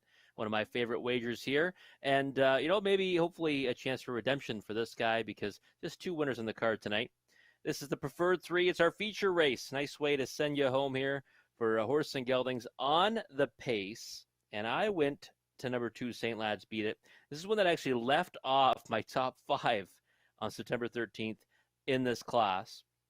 And now I actually put the horse on top. And why? Because I was really impressed with this effort last time. Getting away 6th off the gate from the 5-hole. Made a nice move 3 wide late in the mile. Only got beat 3/4 of length to Brave World, who kind of got things on his own way on the front end. So, St. Lad's Beat It for me, I think, has a big chance in here. 6-1 on the board. I figured Outlaw Grabbing Gears would take the support. Last time really didn't have much of a chance the way the race panned out at Flamborough, and was a winner here in this class 2 starts back. So I think he deserves respect in here, but I'm going to try St. Lad's Beat It, because from post 2, we just see this one get away, well off the gate, at least better than he did last time when he got away 6th off the gate from post 5. And I just thought that he might give us a little bit of value in here. And right now he's giving us a lot of value at 6-1, but that price might come down come post time. Number 1, Outlaw Grabbing Gears, is the horse I put in the second spot, and I think he does deserve to be the favorite against this group. It was a nice winner from the same post position, 2 starts back in this class, went to the lead, made every call a winning one, and I wouldn't be surprised if those are the tactics again tonight for Paul Davies. And I just think that, maybe it might be worth taking better value on number 2, St. Lad's Beat It, but Outlaw Grabbing Gear is probably the one to beat. Well, I've used the 2 and the 1 so far, so where do you have to go after that? To the 9, of course. Number 9, I'll Get My Own Thanks. 9-1 on the board right now on this Son of Shadow play. Probably the value right now across the tote board. And last time raced the non-winners of 8,400, the last 5 at Mohawk Park. That's a tough group. Groovy Joe was the winner in there. HP Napoleon, Outlaw Ace of Spades, all horses you could bet in this field, that's for sure. And before that, I've been racing a non-winners of 3. Was a winner, actually, non-winners of 4,000 last 3 at Georgian Downs in 53-2 on August the 10th. So, if I'm going to use St. Lad's Beat It, Outlaw Grabbing Gears, you've got to I'll Get My Own Thanks. You should be able to follow those 2 out and be spotted well off the gate and have a chance in here. And 8-1 on the board's a good price on that one. Number 4, Artistic Pick. Well, we see Kyle Bostons and Colin Kelly. Tough to go against that combination tonight, and tough to go against Colin Kelly. He's got 5 victories. He'll be looking for 6 on the card here in the finale. And Artistic Pick actually raced pretty well last time. Big improvement from 2 starts back here in the preferred. He got away 8th from post 4 or 2 back, and ended up finishing in that position. Last time was forwardly placed from the 5-hole, ended up finishing 3rd to St. Lad's Thriller. And maybe now, seeing this one get back into a regular, actually off 2 weeks, but off a week. Sorry, missed a start in between, but has been racing 3rd start off a layoff, which I think is something that might be worth taking note of. 7-1 on the board, has been taking support since the betting opened. That might also just be because Colin Kelly's so hot and no one wants to side against him. But Artistic Pick is one I think you have to use in the exotics, especially that super high 5 wager. And I would not be surprised if he outperformed that 4th place ranking that I have him in right now. Number 3, Good and Sweet. last time had post 6, didn't really get into the race, finished 6th under the wire here, and was a winner 2 in a row actually before that. One at Clinton, one in Hanover. Just one that I think you might want to use on the bottom end of it at a price because, I like to keep it inside in my high five wagers. And in this one here, Gary will be proud of me. I stuck inside with the 1, 2, 3, and 4 and 9. Didn't use the 5 this time. I kept it to the the 5 innermost posts in this preferred 3. But I'm going to stick with number 2, St. Lad's Beat It on top right now. 9 to 1 of the boards. A ginormous price on that one. He's got a chance in here, folks, and he should not have as much work to do this time around. I'll stick with him on top, but certainly merits respect to the Rail Outlaw Grabbing Gears at 6 to 5. But we'll come back and talk about the preferred 3 with Gary Guy after the post break.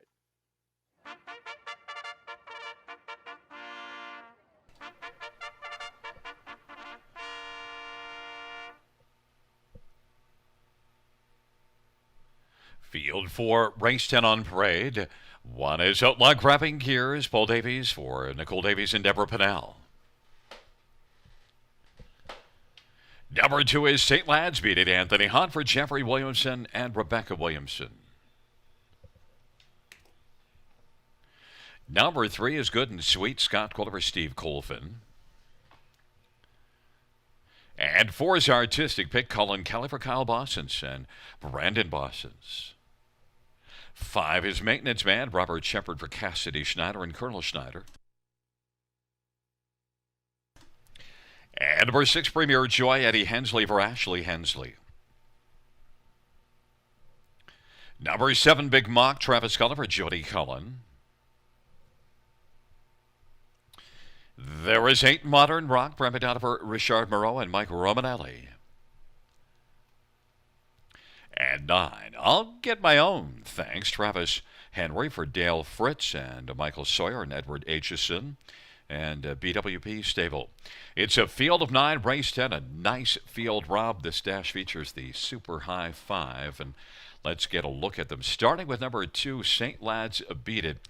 Well, I chirped you last time, but you're certainly listening. St. Lad's Beat It, your top pick. And yeah, he did race really well here last time out. Yeah, I think 6 to 1's a big overlay on St. Lad's Beat It because that's what really put me on to him this time, Gary, is you actually kind of gave me the business for not having him in my top 5 at all, and he raced fantastic. He really did. He ended up going 3 wide around the final turn, and he almost got there. I mean, he got beat 3/4 of a length, but it was a diminishing margin right at the line, and I just think that back in a regular rotation for this one, and nice post to work from. 6 to 1 to me is a big number on St. Lad's Beat It, and he's been a high percentage winner this season, 6 for 10, and he's only missed out of the top 2 twice out of those starts. So I don't know. I like the way he looks in the track right now, and I'm expecting a good performance. Number 1, Outlaw Grabbing Gears should get a lot of respect on the inside, and 2 races ago, preferred 3 class. This class got parked early, but made the lead and was able to make every call a winning one. As about 3 to 5 horse, Outlaw Grabbing Gears is 2 to 1 now. Yeah, 2 to 1 now. We saw him take a lot of support early on, and I thought the support would land between him and St. Lad's Beat It, and then I'll Get My Own Thanks would be, maybe the third choice just in behind them. I'm a little bit surprised to see, right now those 2 sitting at 2 to 1 and 6 to 1.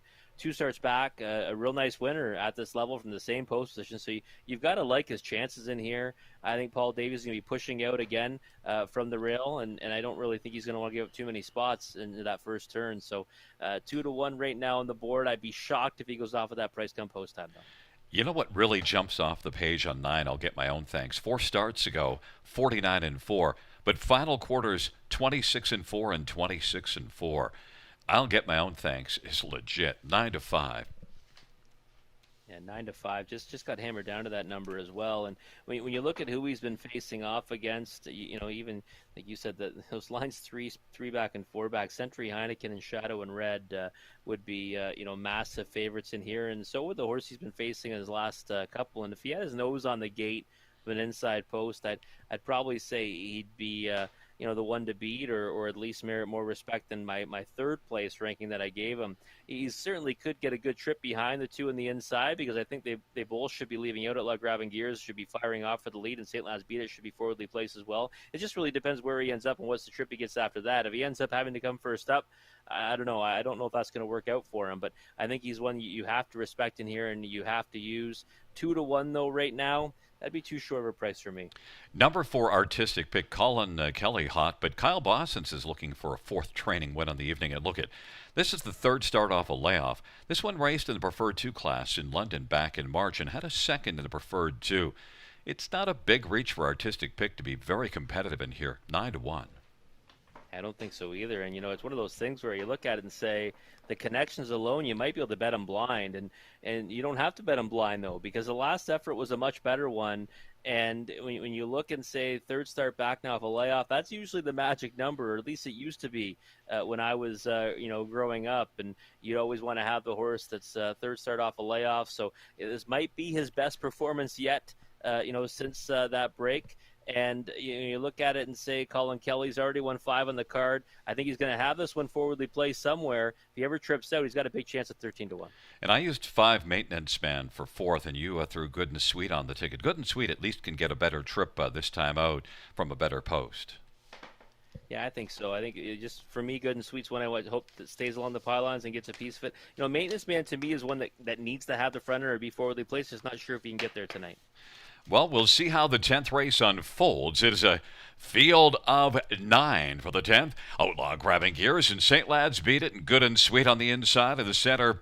Artistic Pick and Maintenance Man to the outside. Premier Joy, Big Mock, and Modern Rock. And the second tier, I'll Get My Own, thanks. Field of 9, 10th and final dash. There at the start of the rough. Artistic Pick is going to bolt out with Outlaw Grabbing Gears and St. Lads Beat It and Premier Joy and Big Mock. Big Mock made a break in stride. Outlaw Grabbing Gears is looking to grab the early lead, and Artistic Pick got running in a little bit there, got straightened out, and now is going to try to find the pocket and is able to do so. Premier Joy is racing on the outside and continues to drive, and then St. Lads Beat It is forwardly placed 4th in front of Good and Sweet. I'll Get My Own, thanks, as they race their way on around the turn. Then it is back to Maintenance Man, and further back is Modern Rock. Premier Joy forcing the issue, caught on the outside against Outlaw Grabbing Gears, 27-1 the opening quarter. And Artistic Pick is right in a good spot, watching them battle. Artistic Pick is 3rd, and then St. Lads Beat It now is going to angle towards the outside as they race their way off the turn, and is going to be spotted 2nd over on the back of Premier Joy, who hasn't seen the inside. Good and Sweet is racing 5th. I'll Get My Own, thanks, is 6th to the inside. Then it is back to Maintenance Man and Modern Rock. 56-1 is the halftime.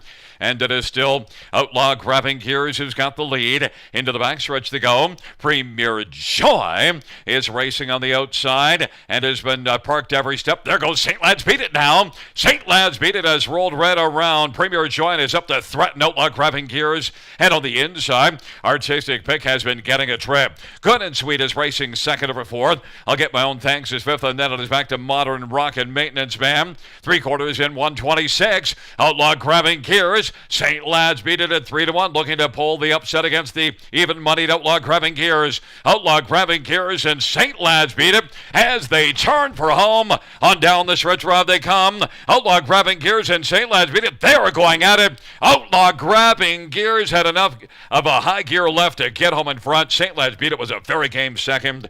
Then I'll Get My Own, thanks, and Artistic Pick, and Premier Joy was able to stick for 5th. 154 flat. Outlaw Grabbing Gears needed every gear that he had to get the job done. That was a big effort. I mean, it kind of played out the way we expected. Outlaw Grabbing Gears goes to the front. You can't really handicap for Premier Joy being one to battle on the outside like that. But St. Lads Beat It ended up getting the trip that I wanted him to get, and he got to race off a helmet briefly before rolling wide at that leader. And I thought he might get the better of him, but Outlaw Grabbing Gears is too good and summoned that effort he had 2 back when he was a winner in here. And St. Lads Beat It raced well again to be 2nd.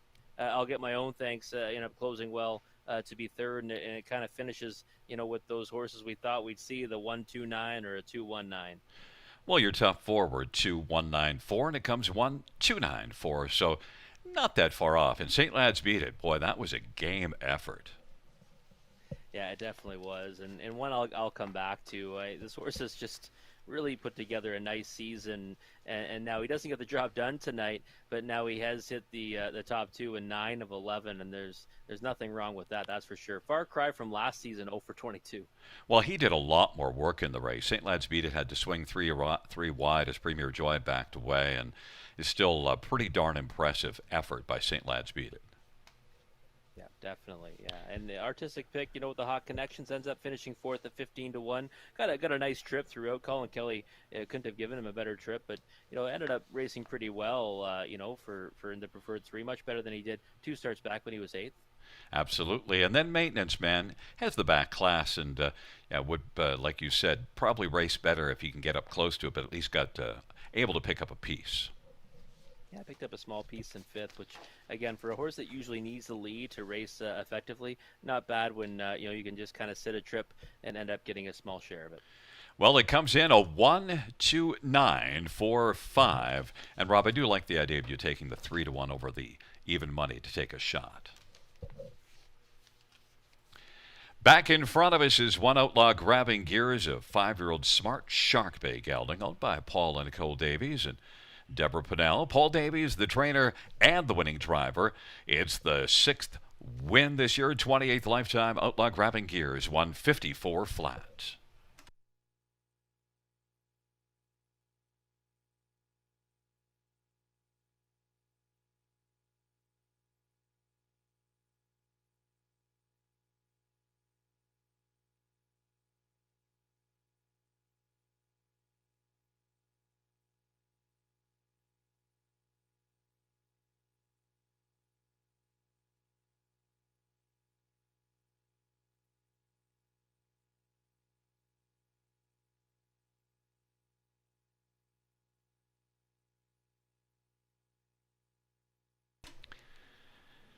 The 10th race payouts, One Outlaw Grabbing Gears, $4 $2.60 and $2.20. 2 St. Lad's beat it, $3.60 $2.90. 9, I'll get my own thanks, $3.20.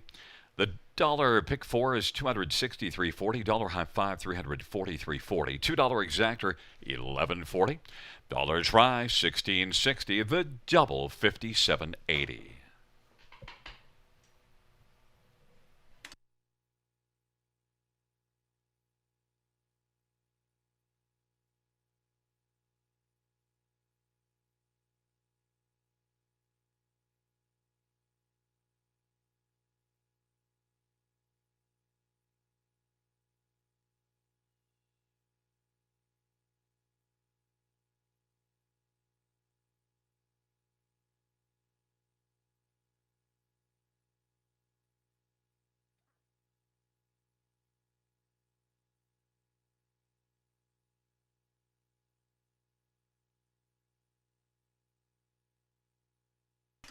The 10th race over a finish from the top. 1, 2, 7, 4, 5, 8, 9, 6, 3. That's 1, 2, 7, 4, 5, 8, 9, 6, 3. Well, fans, that does conclude the live harness racing program for this Monday evening. Action resumes on Wednesday, our first dash at 6:30 p.m. Good night, everybody. Good night, Christine.